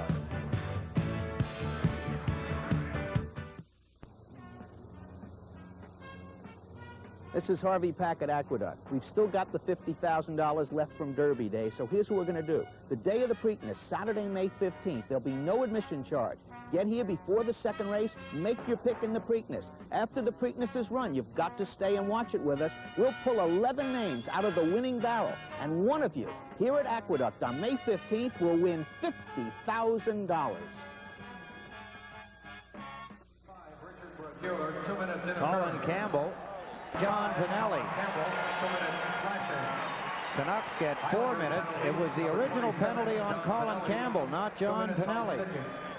And then Tonelli puts his stick up, and Campbell says, let's cross swords. They do, and Campbell gets 4 minutes. Tonelli gets 2. Brodeur gets 2. Oh, I'm sorry, you're right. It is 35. Richard Brodeur. 2 for slashing. Tonelli 2 for slashing. Brodeur for interference, excuse me. Campbell for slashing. Tonelli for slashing. You think if they leave us alone long enough, we'll get it right? Eventually. It's going to be a man advantage. 4 against 3 or 5 against 4 if you include the goaltenders. Well, now they're changing this. Yes, they have. Well, I said we should just leave it alone, and they'll figure it out, and then we can tell them. The penalties, Tonelli 2 for high sticking and 2 for interference. Brodeur does not get a penalty. It was up on the board and announced on the public address system and now changed. It is Campbell for slashing, the only Vancouver penalty. That is the one to number 5. Tonelli, being number 27, draws 4 minutes. We have 9:57 left in the second period. Some other news between the New York Islanders and Vancouver Canucks. Their two farm teams are playing for the Jack Adams Trophy in the Central Hockey League. And last night, the coach of the Indianapolis Checkers, Fred Creighton, went after the Dallas coach. Had to be restrained by the players. They went into double overtime, and Indianapolis eventually wanted to take a 3-1 lead in that series, 3-1. Fred Creighton upset with, and he is a mild-mannered fella too. Fine gentleman. Got carried away, gets upset, as do the players.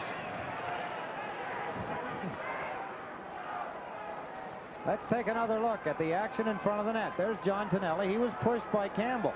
Now we don't see, there you see the signal of Wicks. Campbell crossing swords. A threatening gesture. I should always point that out. The player does not want to and is not going to use the stick, or as the players call it, the lumber on the other player. He's just trying to warn him or tell him or get the message through to him. As he speaks to him, he gives him a little stick across the stick. Bouncing puck as it came off the glass back of the Vancouver goal and lugged out by Snaps. Harold Snaps dumps it in wide of Smith. Brent Sutter takes over. Sutter, who didn't see much ice time in the first period, if any, and out here more regularly late in the second period. Johnson around to Gord Lane. Lane dumped it into the center ice zone, and the Canucks control it there. Hallward and Snaps on defense. Now it's stolen by Johnson. Thomas Johnson to Gord Lane. Lane plays it in around one man, and coming back quickly is Hallward. He knocked it away from Gillies. Johnson comes over to the right point, lets a shot go. Brodeur got a piece of it and then covered up right on the goal line. It got away from him just for a brief second, and he very alertly grabbed it before it hit the goal line. Tell me that Clark Gillies' presence is not felt in front of the net. We saw him get a goal last night. Here's the shot by Thomas Johnson. Right there, it's tipped by Clark Gillies. And Brodeur falls on the loose puck. Another look from another angle. There's the shot as Clark Gillies tries to tip it in. Doug Hallward trying to check Clark Gillies, and Brodeur grabs the puck. Ryan Trottier on this face-off against Miner, and they've been waved out of the face-off area. So it'll be Bossy against Williams, and Bossy plays it to the corner. Miner chases it. Gary Miner, number 20, is hammered right through the glass. Trottier banged it into the boards, and out came the glass, and Miner ended up in the expensive seats. Well, they'll get the glass back in position. Let's hope everybody's okay over there. There's a break in the action. The score tied. New York Islanders 1, the Vancouver Canucks 1. He picks his spot. Right to the Vancouver goal. Trottier and Bossy still up as the forwards. Lane and Johnson on the points, and the puck loose back to the Vancouver goal. Jerry Miner around to Edelbrink. Edelbrink to the far side. This is Lindgren at the center ice. And Tiger Williams with it. Neglected to dump one in wide of the net. Thomas Johnson to the right side for Bossy. Bossy got it away from Miner. Sends Lane into center. 2-on-2 as Trottier moves up the left side. Lane cuts to the left, gave it to Trottier. His shot blocked by Brodeur. The rebound and just went wide. Trottier puts it out in front. There's Bossy. A backhander blocked by Brodeur, and he held it. In the meantime, Edelbrink had tied up Trottier behind the Vancouver goal, but Brodeur comes up with a couple of big saves and then goes for a skate. Good drop pass, Gord Lane to Trottier. There's the shot. Trottier knocks it away from Brodeur. Out in front, Mike Bossy. He gets the backhand away. He could not get it up in the air. He was in too tight. Slick again as Mike Bossy on the rebound gets a backhand shot away.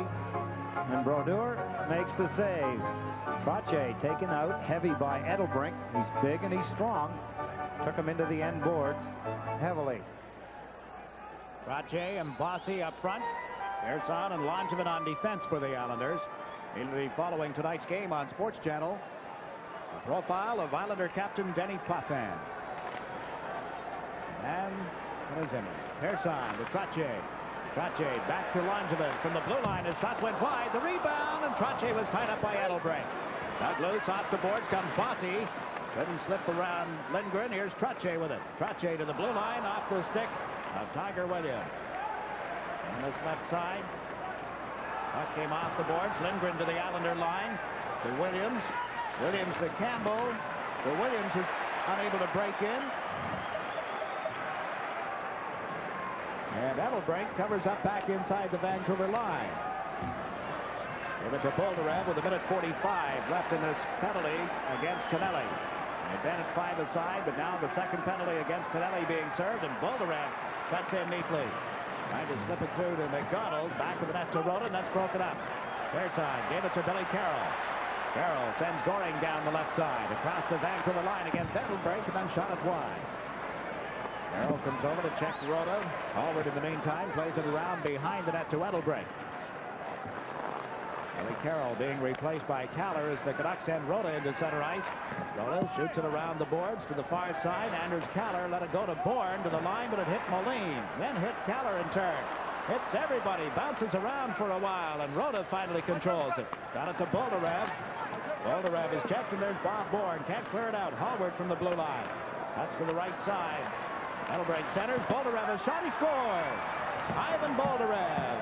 And the Canucks jump into the lead on a power play goal at 13-12 of the second period.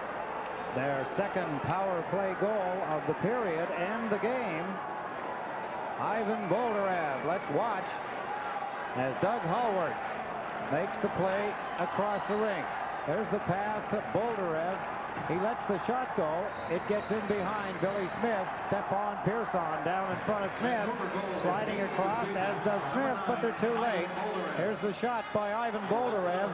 It goes in under the left arm of Billy Smith. 2-1 now for Vancouver. Hallward and Moline got assists on that goal at 13-12. After leading 1-0, the Islanders fall behind 2-1 on a pair of power play goals by the Canucks. And Boldarev got Rhoda clear in front, but he couldn't get a stick on the pass. Cleared to the line and knocked down by DeLorme, brought out by Morrow. Kenny Morrow at center ice over the Vancouver line, checked by Harold Sneps. The puck is cleared to Rhoda. He's got a break. Here's Rhoda coming in on goal. A drive off Bill Smith's stick. Ellen plays it around behind the net. Picking it up is Merrick. He's tied up immediately by DeLorme. DeLorme put it out in front. Jerry Minor with a shot up in the air and grabbed by Smith and then cleared to the line. Sneps knocked it down. Here's Potvin. Kenny Potvin clears it out across the blue line up in the air, and Bellin covers up at the Vancouver line. Little less than 6 minutes to play in the second period. Morrow chased into his own zone by Williams. Tiger Williams being tied up on the boards. Over comes Nystrom down. We'll get a face-off inside the Islanders zone. A break in the action. The score, Vancouver Canucks 2, New York Islanders 1.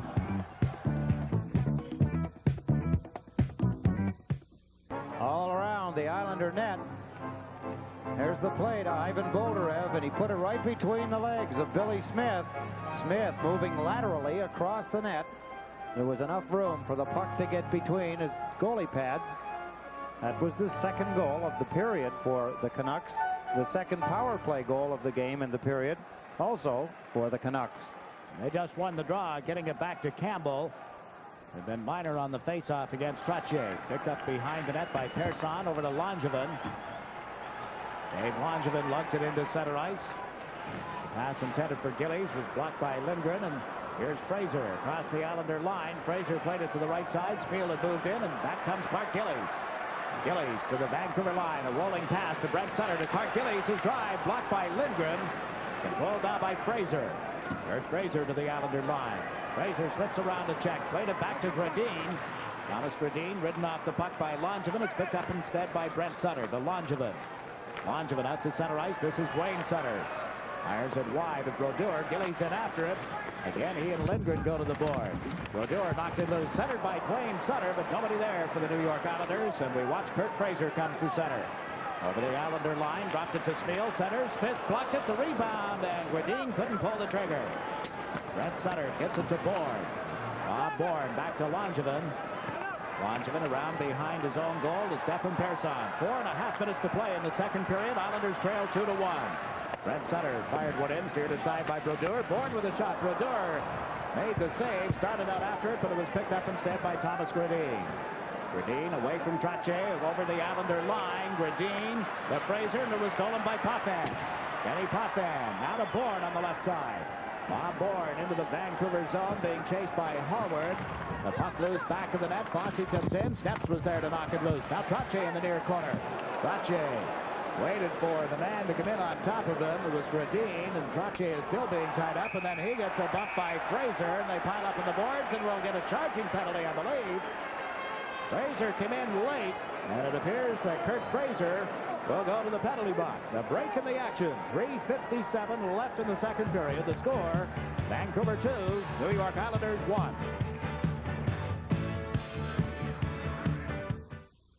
Trottier pounded Gradine, and then Fraser pounded Trottier. Came a long way to do it. And he gets a charging penalty. Look at Brian Trottier. He sees him coming. That's a penalty. Wasn't called. That's Gradine that Trottier went after, and then Fraser comes in behind. As they wrestle along the boards, boom, there he is. He appears quickly. Islanders 0 for 4 in this hockey game on the power play so far. Now Bourne controlling the puck after it was given to him by Potvin. Over to Persson. To Potvin from the point, off the post. Hit the post to the left of Brodeur. Persson with it. Back to Potvin, to Bourne. Bob Bourne backs up to the blue line, being watched by Lindgren. Lets it go, and it was tipped wide. Bossy tried to put it out in front. Cleared by Snets. Bourne picks it up on the near side. Bourne, a drive, hit the side of the goal. Bossy with it now. Bossy out in front to Persson. Back to Mike Bossy to the blue line to Potvin. Potvin to Persson. Islanders moving around with authority here. Persson starts in on the left side. Back to Potvin. To Persson. To Bourne. Bourne checks. Bossy is shot that was blocked at the defense by Snets. Hooked loose and held in at the line by Potvin. 1:05 in the man advantage. This is Persson to Potvin. Potvin back to Persson. Stefan Persson to Bossy. Shoots and scores! Bossy from Persson.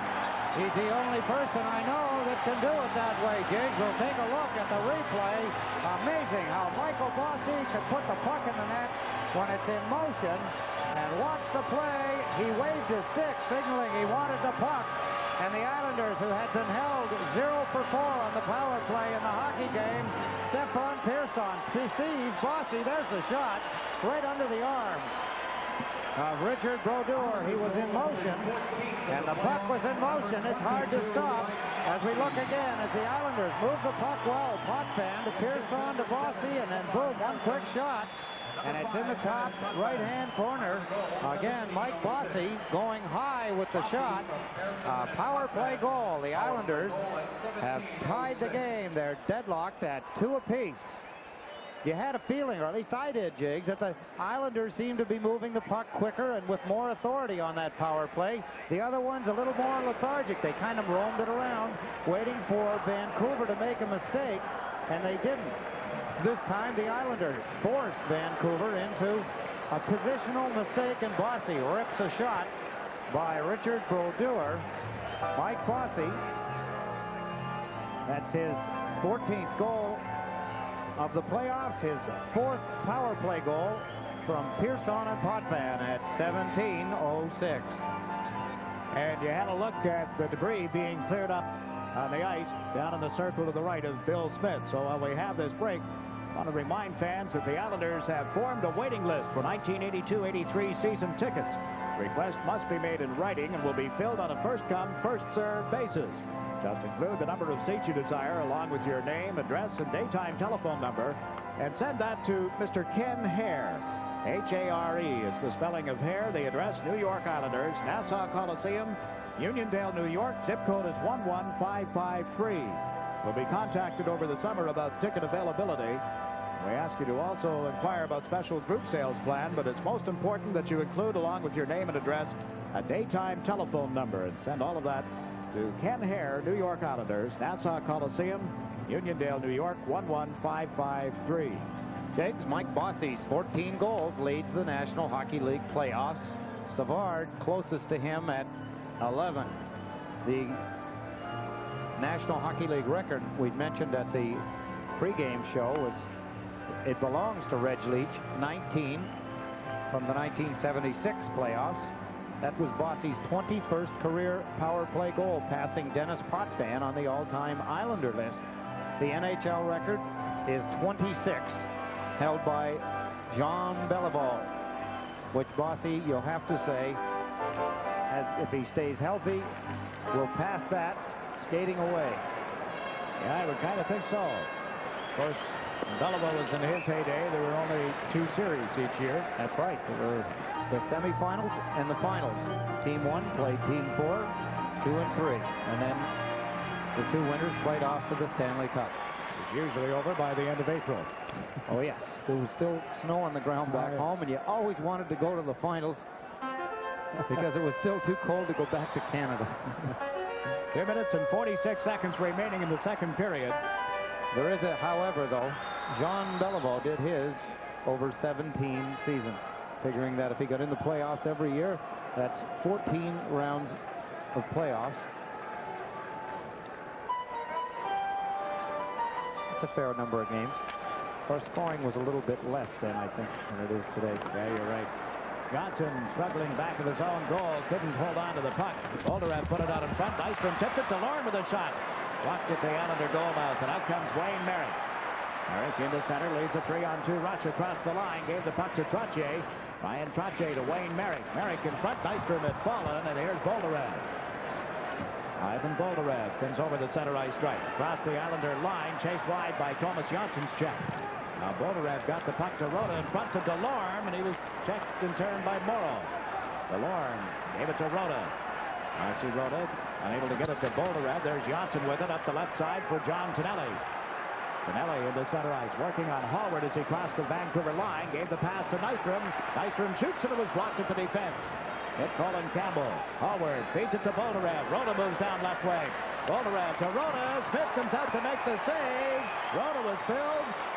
And we're going to get a penalty on the play. Thomas Johnson is going to get a hooking penalty as the Vancouver Canucks get an opportunity. Ivan Bolderev finds Darcy Rota down the left side. He's in all alone, and as he makes the play at Billy Smith, let's take a look. Thomas Johnson draws a penalty. Here's the pass by Bolderev in front of Ken Morrow. And right there, as Rota goes rolling in on Billy Smith, hooked from behind by Thomas Johnson. Smith gets the puck. Thomas Johnson gets the penalty. Heavy collision. That's what's dangerous about being a goaltender. Billy Smith shakes it off, gets up. He's a tough guy to hurt. Johnson for hooking at 18-13, the 8th power play of this game for the Vancouver Canucks. They're 2 of 7 to this point. Comes back to the blue line. This is Hallward with it. Hallward lifted over to the far side, comes right back to Hallward. Long shot from the blue line, tipped and off the stick of Fraser and wide. Moline works it back to the goal for Gradine. Gradine to Moline. Moline to Hallward. Hallward to Moline on the right side. Moline centers, and Goring came back to chip it away. Neat defensive play by Goring.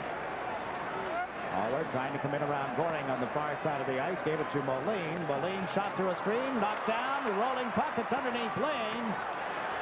A scramble, and finally the whistle is sounded. Trottier upset with Gradine. Goes after him. Smeal is there.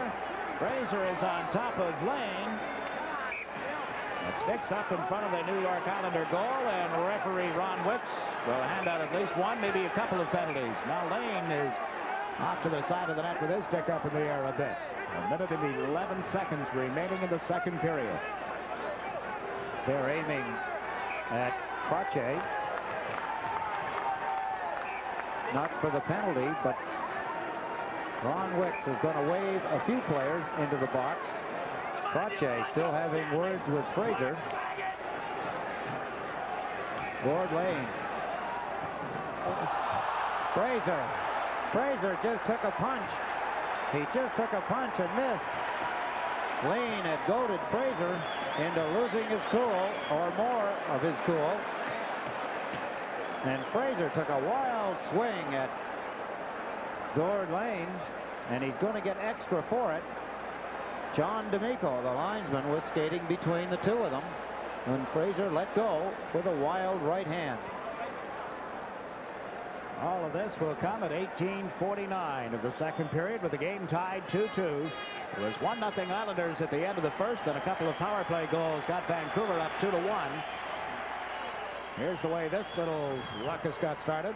Lane knocked his man down. Boom. Fraser got up, took a slap at him with the stick.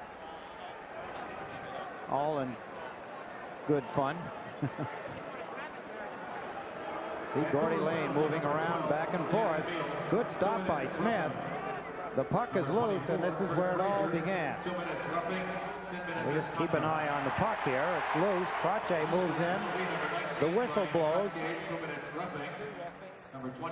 Smeal on Trache from behind. Trache after the Gradine, and Potvin gets in.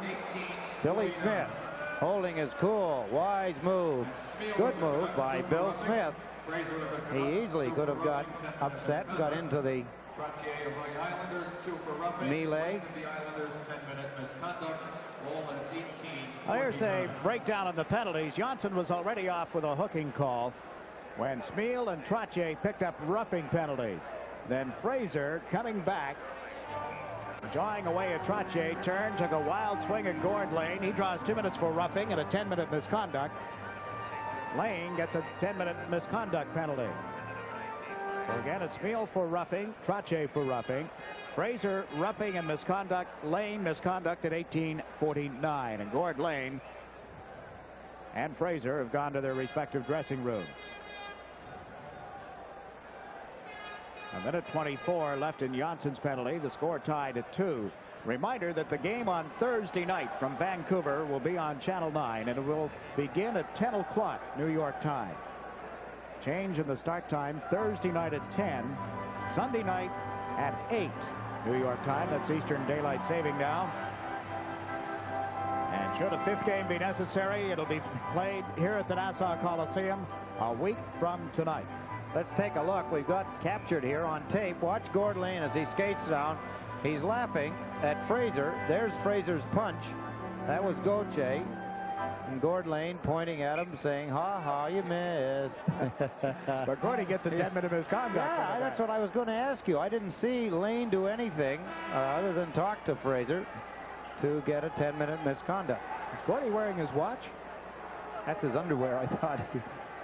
You mean look like metal on the TV? Yeah, on the replay? Pretty shiny stuff. Yeah, there it is. It's got bracelets on, maybe, handcuffs or whatever. Maybe it's a good luck charm. I don't know. It does look like metal the way it's shining. I would doubt that it's metal. That's a tough spot, unless their equipment, maybe some of his equipment, the plastic or something on his elbow pads that may extend. And Lois Suskind, please report to security. Could be what's shining. Lois Suskind to security. Smeal had gone to the Vancouver dressing room and was called back by the referee. It's the reason for this delay. Now McDonald is coming from the Vancouver bench. He'll serve the penalty against Fraser, who also picked up the misconduct. Well, like last night, or not last night, a couple of nights ago when we had the second period be the long period. Here we are. It's after 10 o'clock and a minute and 11 to go in the second period. Folks are just getting home from work out in Vancouver. Yeah, they're off the night shift here. Morrow with the puck around the Potvin. Potvin to Morrow. Andy Morrow to Goring. Less than a minute to play in the second period as Goring comes to center ice. Lindgren and Steps backing up in the Vancouver defense, and Goring comes in over the line. Butch Goring works on Steps, makes the play to Potvin. The shot, Brodeur the save, and Goring picks up the rebound. Butch Goring over to Denny Potvin. Potvin to Morrow. Morrow fires one toward the net that just went wide as Goring came in looking for it. Now Goring is replaced by Kaller as Lindgren starts out. Lindgren at center ice. Dropped it back. Thomas Gradine comes over the Islander line. Stick handling around Morrow. Gradine in deep. Goes to the side of the net. Smith just gets out of the shot by Lindgren. Puts Vancouver up on top. Billy Smith went wandering. Vancouver seized the opportunity as Gradine held the puck for a long time back of the net until Lindgren came barreling in, and Vancouver leads it 3-2. Islanders get caught. Thomas Gradine, who has been a nemesis, goes around Ken Morrow. He goes around Billy Smith. There's two mistakes. Dennis Potvin guards the net, but he cannot guard it well enough. As number 13, Lars Lindgren, puts the puck in. There's the move around Ken Morrow. There's the move around Billy Smith. And Lindgren shoots into the slot and pops the puck by Dennis Potvin. It's 3-2 with only 17 seconds remaining in the second period. Now we watch Dave Langevin come to center ice. The pass to Kaller into the Vancouver zone. Kaller poked it to the corner. It's picked up by Smets.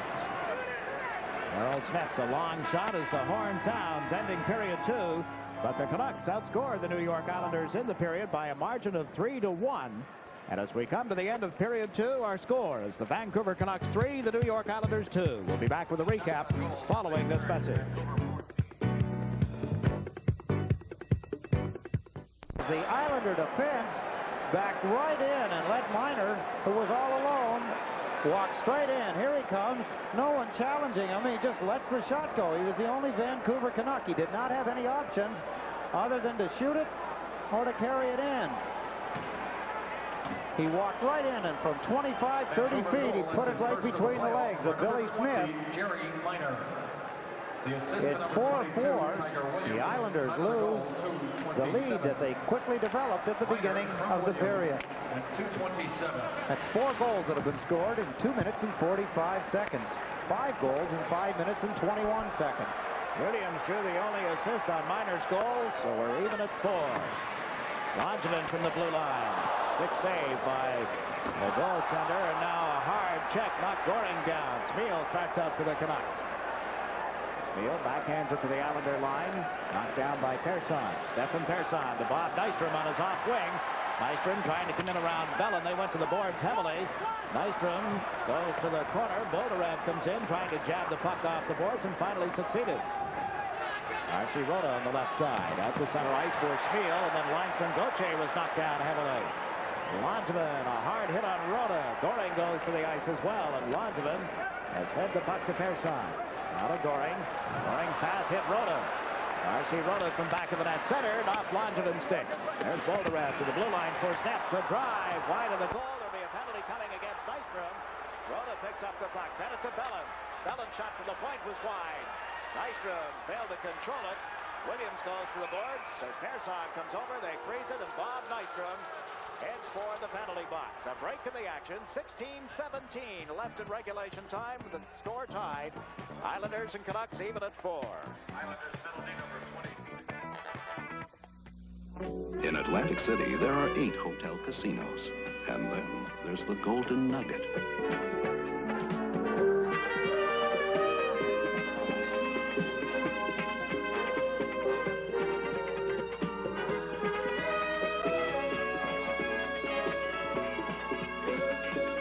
There is no hotel casino in the world like the Golden Nugget in Atlantic City. You really have to see it to believe it. Bob Nystrom draws the first penalty in the third period. A cross-checking penalty. There you see, he's got the stick up high on Ivan Boldarev. Took him in heavily. Boldarev rocked with the check. Nystrom gets a penalty. Miner, his goal a few moments ago at 2:27 was his first ever playoff goal. All start on the face-off. Couple people moving. Ron Wicks watching Tiger Williams. There is one lead that is not going to be overcome tonight, Jiggs. The final score, Mets 6, Padres nothing. Charlie Puleo, his first ever shutout. Congratulations. The Mets win 6-0. Out of the season, and the bullpen has come on real strong for the Mets. And here we've got a 4-4 tie. Islanders and the Vancouver Canucks as Bourne comes to his own blue line. Into center ice. Bumped it over the Vancouver line, but Trottier was ahead of the play. Still a lot of time remaining. The series resumes Thursday night in Vancouver, and again Sunday night in Vancouver. If necessary, back here at the Nassau Coliseum a week from tonight. And the Canucks giving notice that they feel it'll be necessary. Canucks defenseman in the second period outshot the Islander defenseman 4-1. And as we had mentioned, they outscored the Islanders 3-1. There's what they're all after. Well, a pretty good look-alike anyway. It certainly is. A nice job. It is Bourne taking this face-off against Boldarev. Bourne and Kaller, the forwards, Potvin and Morrow on defense. And Bourne is waved out, so Kaller moves in, and Boldarev pulled it right back to Mullane. That's the left side, and dumped into the Islanders' zone by Bellin. Morrow shoots it down the boards. A minute 40 remaining in the penalty against Nystrom. Saw Wayne in there. He's serving a misconduct, as is Fraser of Vancouver. Lars Lindgren, Moline rather, almost popped it up to Bourne. Moline to Boldarev, off his stick. Caller clears it into the Vancouver zone, races after it. Anders Caller draws a crowd, and they double-teamed him.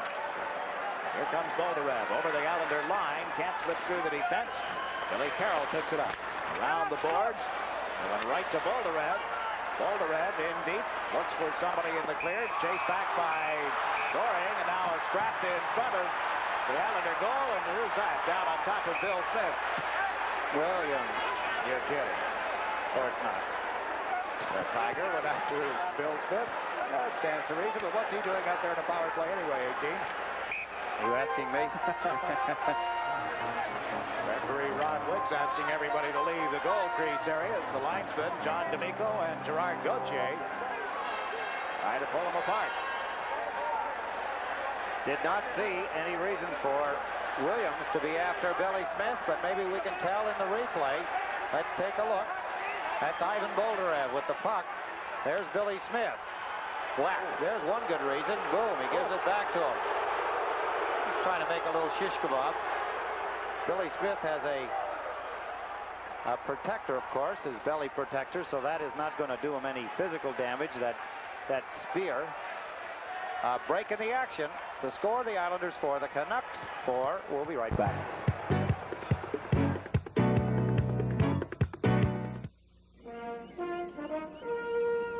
They say you can't take it with you, but with Zenith's new lightweight portable video recorder, you can. It's one of 5 new Zenith Beta VCRs, from the popularly priced model to the most deluxe. Some with wireless remote control, slow motion, stop frame, even front load.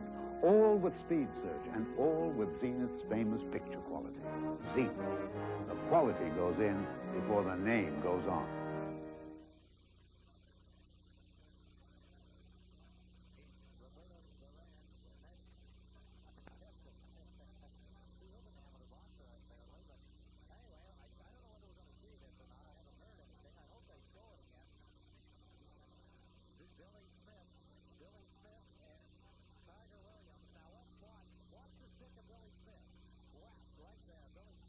To him. As I say, try to run him through, give it a Sir Lancelot. But anyway, 4 minutes to Williams. He gets 2 for slashing and 2 for roughing. Billy Smith gets 2 for roughing. Actually, if that had been another player and the way he dug the stick into the midsection of Billy Smith, that could be dangerous. That is a 5-minute spearing penalty that I think they neglected to call, or it could be that at that point Ron Wicks is looking somewhere else. He has to rely on the judgment of his linesmen, and may have called it accordingly. There's Andy Caller as he gets Moline and Dave Williams tied up along the boards. Takes 2 of them out of the play. That's a little... They both take a run at Andy Caller. Now the Canucks controlling the puck. They still have the power play. Boldarev, then on the left wing side. Back to Moline. Fan on the shot, and Trottier clears it down the ice. Nystrom, who's in the penalty box with a cross-checking penalty. And this incident between Smith and Williams broke up.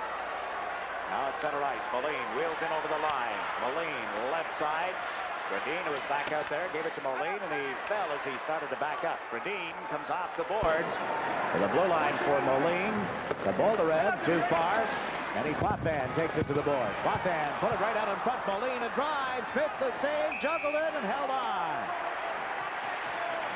Good point-blank save by Billy Smith. Dennis Potvin, in falling, he opted to try and clear the puck down the ice. He did not get enough of the puck. He sent it sailing out to the point. Let's take a look at the action. Here's the shot. Moline lets it go. He goes high to get it over top of Ken Morrow, who was sprawled out on the ice. He not only made the save from point blank, but he got the rebound off his chest protector. We're tied 4-4, 14:42 remaining in regulation time. back out on the Vancouver power play for the Islanders. Trottier, Persson, and Langevin. Edelbrink moves up high from the right point position. Smeal is the other forward for Vancouver. Langevin played it around the boards. Persson slapped at it and got it out into center ice. That's a good play. Dangerous, but good, as Dave Langevin cleared it over to Stefan Persson. Now 10 seconds left in the penalty to Nystrom. Canucks come over the line. Smeal on the right. Bolderev goes to the net. Lindgren with the puck. Lindgren to Bolderev, and he fanned on it. He had the side of the net open, but missed the shot. Now Nystrom is back on, so the team's at 5 aside. I had mentioned, Jiggs, that there are not many players that can do that. You saw Bossy do that in the second period. On that same play, he put it in. Ivan Bolderev could not. Now Bolderev from the blue line. A shot. Smith got a piece of it. Bolderev whistled that one. Look, Langevin around behind the net to Persson. Stefan Persson, the Bourne. One on the right wing, a burst of speed across the Vancouver line. Couldn't walk in around Edelbrink. Bourne back to Caller. Anders Caller to the blue line to Langevin. He bowled his man over. Knocked Rhoda down heavily, and here's Persson at center. In 15 seconds, the Islanders will have a man advantage. Stefan Persson gave the pass to Caller. Anders Caller sidesteps Rhoda's check. Back to Persson.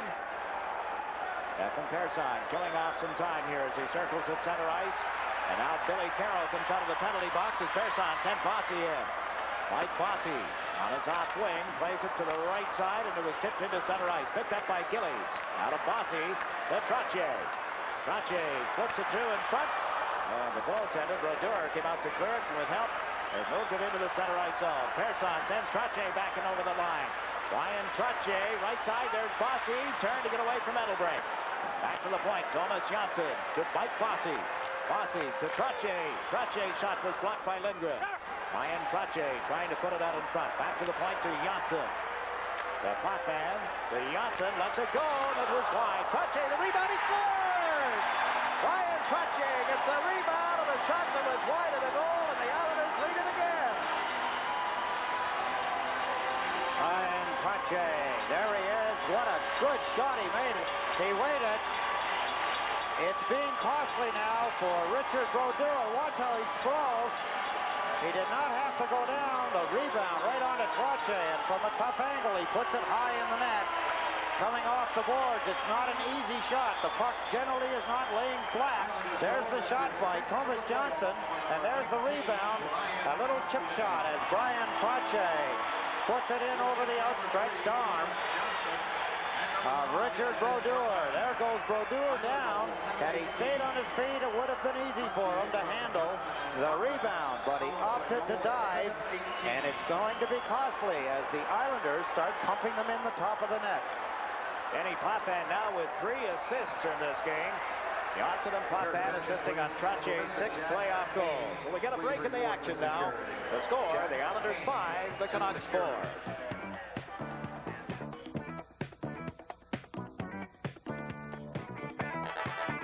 Both ends of the ice. Jiggs, I should point out, the Islanders tonight 3 for 7 on the power play. They're 6 for 10 in the series. Vancouver 2 for 8 tonight, 4 for 11 in the series. Puck got away from Bill Smith. Back of the Islander goal. Came out in front, steered by Janssen. Here's Clark Gillies sending Wayne Sutter over the blue line. Wayne Sutter to Gillies, and a shot went off. The defenseman Hallward and right to Richard Brodeur.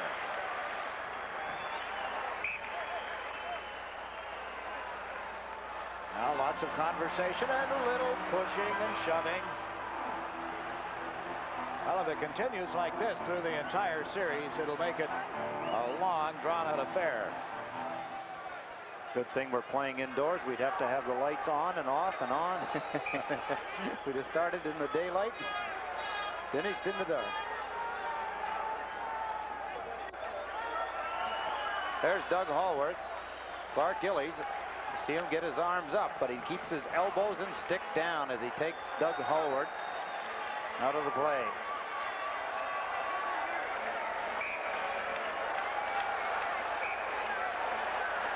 Still mingling around in front of the Vancouver goal. Clark Gillies is trying to get something straight with somebody on the Vancouver team. The two centers, Brent and Twain with Gillies. Now there's an Islander fan. Number 12. Wearing Dwayne Sutter's uniform, and that's about all. Just a jersey, huh? My goodness, that's an avid fan.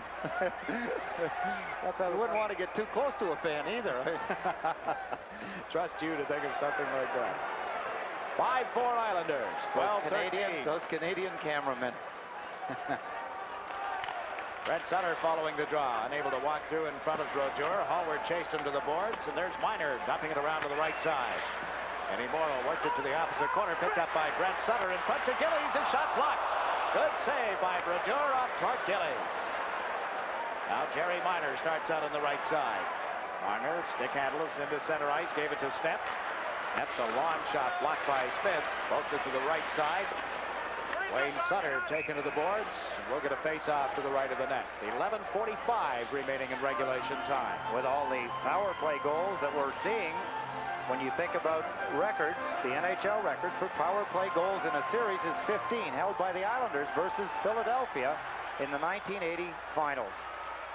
And it continues as Snaps and Brent Sutter went to the boards, trying and shoving and pushing. Originally it was Gillies. They're going to get the big guy angry here, and then they'll have to pay the price. The big guy being number 9, of course, Clark Gillies. Is that Williams? The last few times the Islanders have taken leads, Jiggs, you'll have to remember this, is that Vancouver did the same thing. Each time the Islanders have taken a lead, that may sound like a statement by a homer. That is not. That is fact. You remember back when the Islanders took the lead each time, we've had a serious altercation.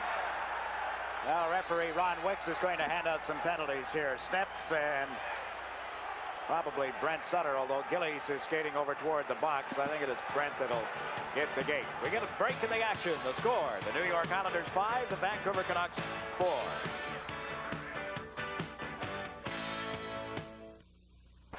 That's a tough penalty.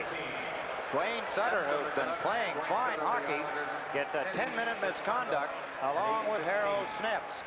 Snaps probably the best. I would not probably. I'll be more emphatic. He is the best defenseman on Vancouver. They lose him for almost the rest of the hockey game. The Islanders lose Dwayne Sutter.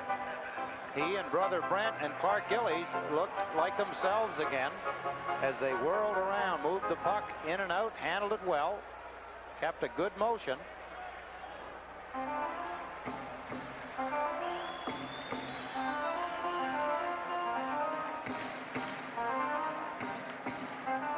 Lane is still serving a misconduct, so is Fraser of Vancouver. The teams are at 6 aside as Bossy tied up with Campbell, but the puck came out into the center ice zone, and the Canucks failed to clear it out of their own territory. Trottier to Bourne, tipped it just wide. Bourne puts it out in front, and the Canucks moving up this right wing side. Into center ice comes Smeal. Smeal's long shot is wide. Gradine on the far side, around behind the net to Williams. Gonna go to Smeal.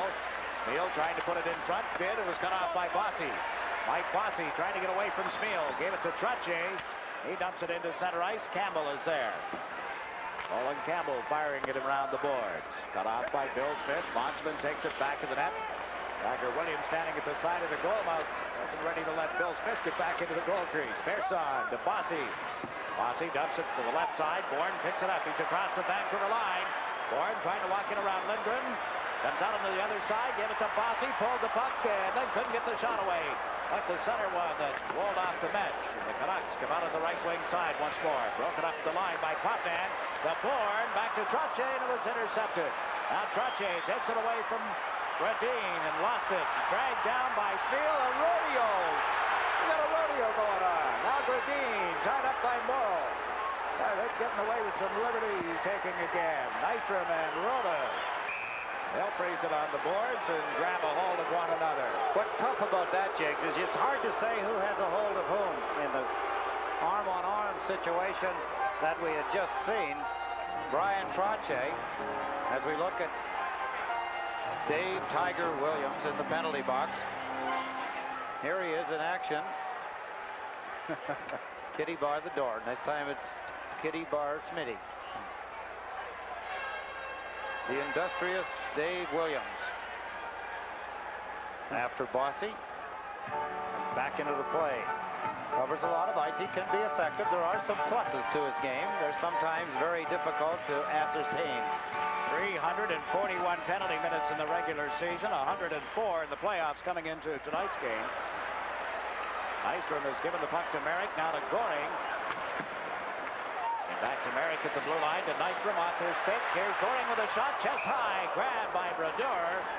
Bolderev was all over top of Nystrom, and Nystrom comes away complaining to Ron Wicks. Well, Ivan Bolderev lost his stick, and he wanted to take Bobby Nystrom's. Now, I don't understand why, because Bolderev is a left-hand shot, and Bobby Nystrom is a right-hand shot, and he'd have trouble with that. Let's watch and see right in front of the net. There's Goring. He's going high. There's no question. He wants to get it up there on the corners. Brodeur had a good look at it. We couldn't see Bolderev and Bob Nystrom as they tried to share a hockey stick. 10:07 remaining here in the third period. The Islanders 5, the Canucks 4. James McDonald with Ed Westfall. Got Goring, Tonelli, and Nystrom as the forwards. Potvin and Morrow on defense. The Canucks come to center ice. Bolderev got it behind McDonald, and here's Hallward. Doug Hallward plays it rink wide in his own zone. Tonelli into forecheck, forcing Edelbrink to move it quickly. And they play it up the left side, and broken up by Tonelli, who came back. Gave it to Goring. Goring away from Rona. 2-on-1 with Nystrom. Puts Goring. Then Nystrom, a backhander to Goring, and it just went wide. One pass too many, perhaps. There was, Jakes. Goring was not expecting a return pass. He thought Nystrom. Of course, Nystrom was on his backhand. He was in a tough spot to take a shot, and his best play was to shovel it back to Butch Goring, and it was just a matter of, you're right, one pass too many, but watch here. Now, Goring makes a perfect play. Fakes, then he gives it, but Bobby Nystrom right there can't shoot the puck. It's rolling. He figures his best play is give it back to Goring, but Doug Hallward had moved over and took Butch Goring out of the play. Oh, we have 9:32 remaining in regulation time. Islanders lead 5-4. Now Denver's headed for the Nassau Coliseum. He'll be here on June 3rd, 8 o'clock for his only area appearance. There's some body crushing in the corner. Hallward taking it from Bob Nystrom.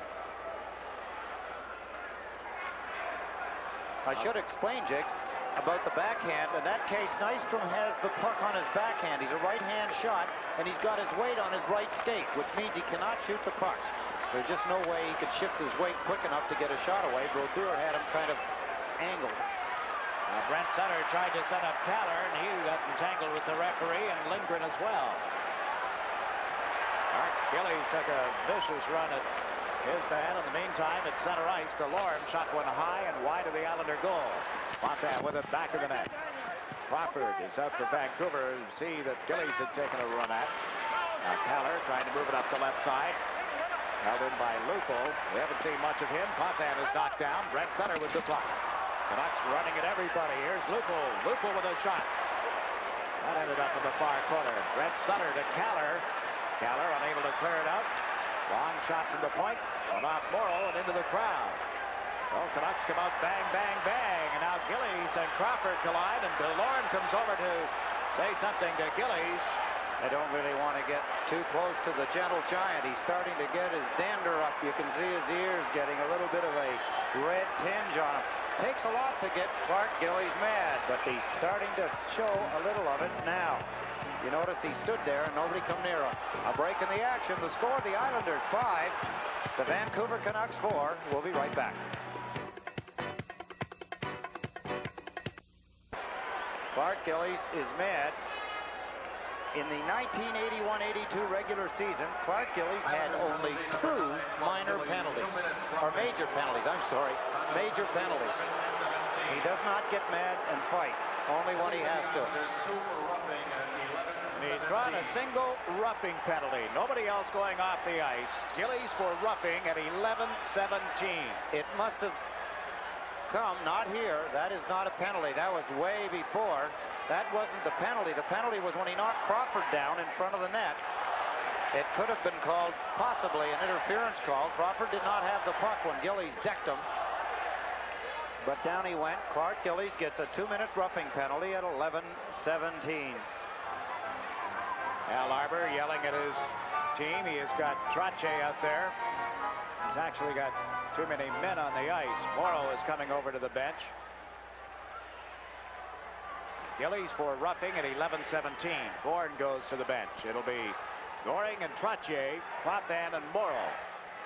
Speaking of Potvin, following tonight's game, Sports Channel presents Dennis Potvin, the man, the image. Be sure to stay tuned for this close-up look at the Islander captain as a player and as a person immediately following tonight's game on Sports Channel.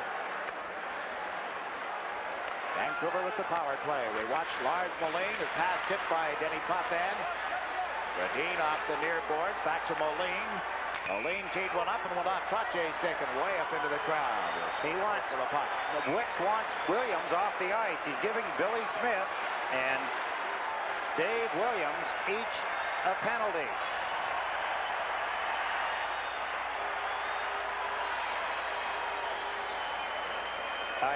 He had both arms in the air when he signaled the penalty. Here's Williams. There's Billy Smith pushing. That's not severe. Ken Morrow trying to untrap himself. Number 22, Tiger Williams, 2 minutes in. Oh, there's a penalty. Islanders penalty number 31, Bill Smith. He waited until Billy Smith had retaliated and gave them both the penalty. 35. Williams of the Canucks. Interference on Williams, slashing on Bill Smith. 11:35. Well, again tonight, Game 2 drags on and on. We still have 8:25 remaining in regulation time.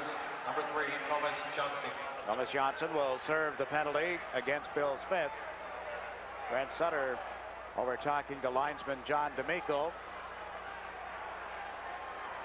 If you wonder why Thomas Johnson has the duty of serving the penalty, it has to be a player that's on the ice at the time of the infraction. And they're throwing Thomas out of the penalty box.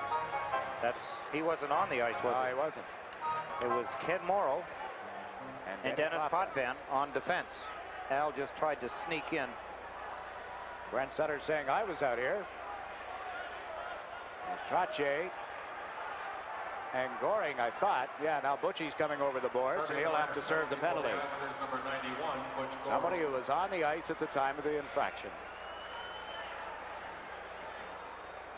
Good. Another look at what happened in front of the net. Watch the end of Smith's stick. Now, I don't agree with that. I don't particularly agree with the guy that he's doing it to either, so it shouldn't really matter. I don't, that's the... Tiger saying, what did I do? Yeah, what did I? He really didn't do anything, but Wicks wants him off there because he knows he's just in there to stir up some trouble. There's Tiger giving a couple of kisses. He's blowing some kisses down the way to one of the Islanders. Actually, he's yelling at Ron Wicks. Wicks is standing down in front of the Islanders side of the penalty box. They continue to play 6 against 5 with these coincidental penalties to Williams and Smith. 5-4 Islanders, 8:15 remaining in regulation time. We watch the Canucks on the power play. They try to come to center ice. Finally, Bellin slaps it around the boards into the Islanders zone. And there is Trottier. He is bowled over. The puck beneath Trottier, and they'll face off deep in the Islander territory. Schmiel stepped into him pretty hard. He did. A good hard check by Stan Schmiel. He's the leading scorer for the Vancouver Canucks. Coming into tonight's game, he was tied, I should say, with Thomas Gradin. There's the check. Brian Trottier knocked off the puck. Or I should say he knocked on the puck. That was a stoppage of play. It's Billy Carroll, Mike Bossy, Bob Bourne, Wayne Sutter, and Brian Trottier for the Islanders. Jerry Miner, Lars Lindgren, Ivan Boldarev, and Gradin scoring for Vancouver. Potvin cleared the puck out of his own zone, and at center ice, here's Hallward with it. Doug Hallward. Now Gradin pulled it away from a check, comes in over the Islander line. Gradin tied up by Potvin. Potvin went to the deck. The puck cleared by Fraser. Moline at the blue line. Rink wide, knocked down. Hallward plays it around behind the net to Fraser. Fraser being checked by Morrow. Bourne is there as well. The puck in a pileup. Schmiel gets it to the blue line. Hallward kicks it into Schmiel. Back to Hallward. Hallward flips it over to Moline. Moline at the side of the net. Gradin comes out. Smith to save. They bang at the rebound, and it ends up in the corner to the left. Picked up and cleared by Fraser. Back to Moline. Moline over the far side. Hallward shot, fifth to save. It's loose back to the Islander goal, picked up by Fraser. Fraser tried to go short side, couldn't stuff it in. Now Gradine from back of the goal, out to Smeal. Stan Smeal being watched by Bourne. Moves in a little deeper, plays it to the point. Here's Moline. Caller moved up on him, and Moline threw it to the corner. Hallward around behind the net. Fraser to Smeal. Smeal off balance, and Bourne stole it. Out they come, 2-on-1. Bourne to Caller, back to Bourne. Bourne moves right in on top of the net. Went to the backhand, and the pass to Caller failed to work. Pearson poked it into the Vancouver zone, and the teams are at 6 aside now as Gradine slaps it into the Islander territory. Also close again on a shorthanded situation. Rona's pass intercepted by Langevin. Langevin gets to center ice, checked there by McDonald. The puck ends up back of the Vancouver goal. 6:15 left in regulation. Here's Nystrom out in front, and he shot it wide. John Tonelli comes in after the puck. Tonelli being grabbed by Rona as he went back of the goal. Nystrom is knocked down. Here's Barrick with it now to John Tonelli. Tonelli trying to get away from Rona. John Tonelli and Rona in a real struggle for it. It's picked up by Nystrom. Nystrom comes out in front, shoots. That was blocked off some skates. Lars Lindgren had it stolen by Nystrom. Nystrom shot. He scores! Top left-hand corner, Bobby Nystrom. Hard work again. Merrick, Tonelli, and Nystrom finishes off the play with a perfect shot in the top left-hand corner of the Islanders. A 2-goal lead. Here's John Tonelli wrestling with Rhoda. Lindgren comes in, checks Tonelli. That's 2 of them that were after him, and there's the shot. Blocked the first time as Nystrom tried. Watch the second time as Nystrom turns and lets it go right over the left shoulder. Richard Brodeur, another goal. Here's the same goal from another angle. John Tonelli signals goal. There's the shot. Good camera work by the crew here at the Nassau Coliseum as Bobby Nystrom. His 4th goal of the playoffs from Wayne Merrick and John Tonelli has given the Islanders a 2-goal lead, 6-4. 6 different Islanders with goals. Pearson has flipped it high into the Vancouver zone. Picked up back of the net by Hallward. Doug Hallward up the left wing. That's Tiger Williams. Flips it into the center ice zone. Lupul across the line with Delorme, and Pearson came over to check Lupul. Stephen Pearson pulls it away from Delorme. The pass to Caller went behind him. Now Campbell dumps one into the Islander zone, right to Bill Smith.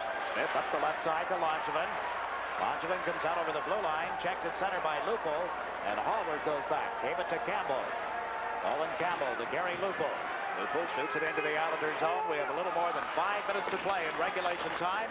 It is 6-4 Islanders as Trottier breaks into center ice. Ryan Trottier over the Vancouver line with a drive just wide of the Vancouver net. Now Bossy lets it go. That was high and wide. It comes bouncing off the glass to Ron Delorme. Delorme over to the left side. That'll break. Backhand pass into the Islander zone, and Morrow leveled his man. Gradine. Meantime, here's Johnson coming out of the left wing corner. Thomas Johnson. Drop pass to Caller. Morrow unable to pick it up.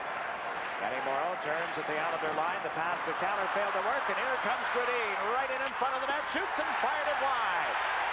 And Sutter moves it up right wing to Nystrom. Nystrom checked on the boards. Got it out to center ice to Caller. Rink wide to Thomas Johnson. Johnson for the Islanders to Morrow. Right wing to Brent Sutter. Brent Sutter to Butch Goring. Blows in over the line. Drops it to Gillies. Gillies, he shoots. That was tipped wide. Fraser picks up the loose puck. Bert Fraser into center to Spiel, and Potvin knocked it away from him and rolls on edge right to Bill Smith. Off to Lane. Less than 4 minutes remaining in regulation time. Lane comes to center, fires a high, long shot. Handled by Brodeur, and almost hit Goring. Fraser on the left wing side. Up to center ice. Here comes B.J. McDonald over the Islander line with a shot that was wide of Bill Smith, and he covers up with the puck. Almost lost it in the goal crease, but smothers it for the face-off. 3:40 left in regulation time. A break in the action with the score. Islanders 6, Canucks 4.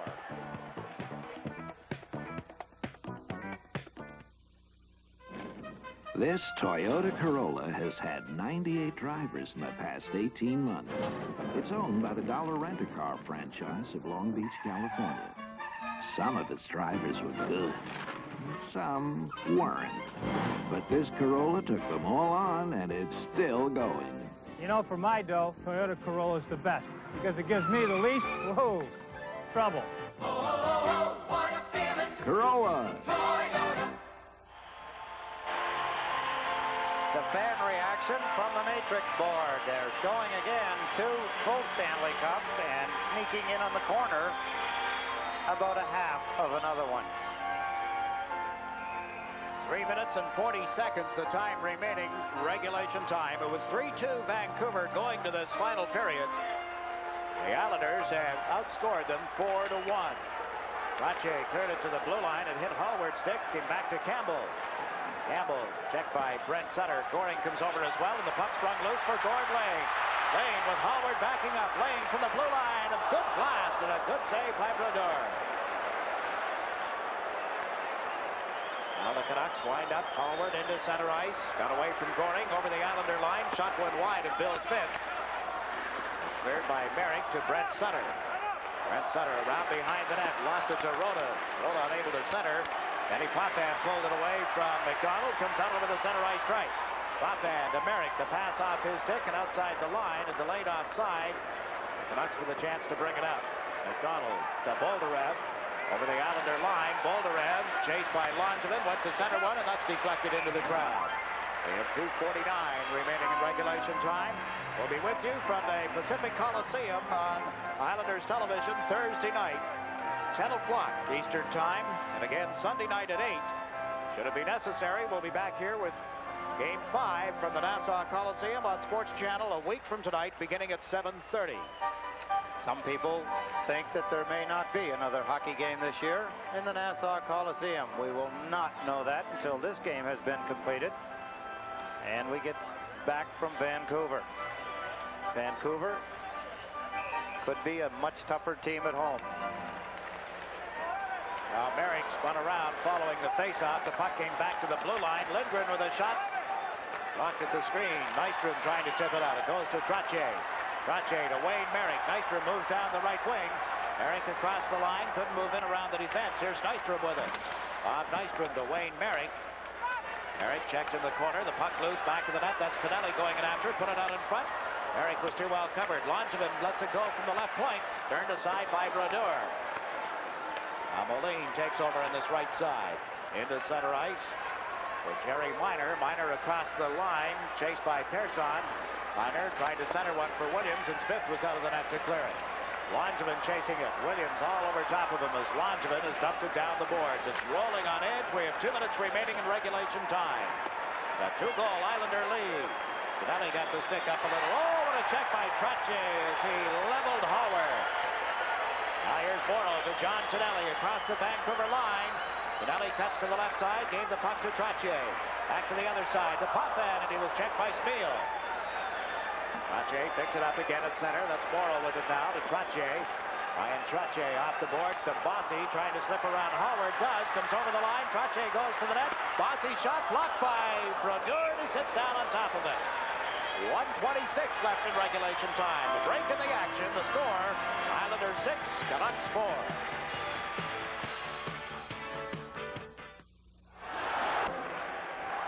Roger Nielsen gathers his troops around him. Back into the foxhole for a parlay. They've got to figure out a new attack. Down 2 goals, 1 minute and 26 seconds remaining. They took the timeout. The Islanders get a chance to talk about it as well. Let's just pass along the travel plans. The Islanders leave after the game tonight. They charter to Toronto. Will spend the night there, or I guess what's left of the morning by the time they arrive. And then will be on their way to Vancouver shortly after 9 tomorrow morning. On a commercial flight, Vancouver, as I understand it, will leave here tomorrow morning. The Islanders, in all likelihood, will be in Vancouver waiting for the Canucks to get home. They'll practice there tomorrow, play Thursday night. Friday is an off day, so is Saturday. Saturday, the Stanley Cup luncheon at noon at the Hotel Vancouver. And Game 4 is set for Sunday night, 8 o'clock Eastern Time, 5:05, of course, in Vancouver. That 2.5 cups on the tie as well? That's 2.5 cups. Kind of like that. That blonde lady, that pretty blonde lady, is Mrs. Joe Dewar. Never misses a hockey game. They have been coming from day one. It'll be Goring, Gillies, and Dwayne Sutter for the Islanders. Goring got the draw, and Dwayne Sutter blasted one high over the crossbar. Islanders are going to try and keep the puck in Vancouver's end of the ice. Now the Canucks move it out into center. Persson was there. Persson gets away from a check, gave it to Goring. Fine move by Stefan Persson. Brodeur out of the net. Fed it to Fraser on left wing. Out to Gradine. Couldn't pick up the puck at center. Icing waved off as Langevin goes back. Langevin around the boards, and he was bumped by Spiel. Persson fed it out over the line. A race for it. Goring can't get there in time. Gradine fed it to Bolderev. Brodeur is on the Vancouver bench as they go with the extra man now. Langevin backhands the puck into the Islander players' bench. 45 seconds left in regulation. Brodeur on the Vancouver bench. There's going to be the loneliness of the empty net. Islanders just want to get the puck across the red line. They get a chance at it, you know they'll be sniping at it. Immediately following the game tonight, no hockey hotline. We'll recap some of the goals for you, and then after the game, SportsChannel will present Dennis Potvin, the man, the image. Produced by Father Tom Hartman for Telcare originally, and seen tonight here on SportsChannel. The thoughts from players, his teammates, players from around the league, and a pretty good insight, in-depth look at Denny Potvin. Morrow shoots it around the boards and all the way down into the Vancouver zone. But guess what? Racing after it, gets in front of Moline, unable to center. Bourne picks it up. Bob Bourne had to play it off the stick, and Moline has managed to clear it to center. And off Bossy, Spiel with it at the Vancouver line. Right side to Hallward. Hallward plays it around the board. Smith had to cut it off, gave it to Potvin. Denny Potvin takes a look. 2-goal Islander lead, and as Potvin was bumped, the puck went up into the crowd. So we're going to face off with 17 ticks of the clock remaining. The Islanders appear headed for Vancouver with a 2-goal lead in the series. 2-game lead, I should say. A 2-goal lead here in this hockey game. They had a 2-goal lead back at the beginning of the third period when Bourne scored a power play goal at 32 seconds. Sutter followed him, Dwayne Sutter, with a goal at a minute and 19 seconds, and the Islanders were up by 2 goals. Roger Nielsen knew coming in here that they have to win a game at the Nassau Coliseum in order to upset the Islanders and win the Stanley Cup. Well, they have been unable to get a split in the first 2. I was wrong, Jiggs. The Islanders started the third period. They were down a goal, 3-2. Bourne's goal tied it at 3. Sutter put them ahead, 4-3. Miners scored to tie it. And it's Rache's power play goal that sits as the game winner right now. You're right. But a big goal by Bob Nystrom from Tonelli and Merrick at 14-10 to get this 2-goal lead. And with 10 seconds left, the Canucks forced into their own zone. The fans begin to count down the clock as it's dumped into the Islanders' zone. Smith plays it, and that'll do it. Bill Smith, the last to handle the puck in Game 2. The Islanders will go to Vancouver leading 2 games to none in this best-of-7 Stanley Cup final as they defeat the Canucks. They had to come from behind in the third period to do it, as you see Bill Smith getting the high five, the glad hand. He started his 13th consecutive playoff game, the team record, and comes up the winner as the Islanders have defeated Vancouver. Another long struggle here at the Nassau Coliseum. But it's the Islanders 6, the Canucks 4, the final score. And we'll be back with a recap on our Budweiser Star of the Game selection following this message.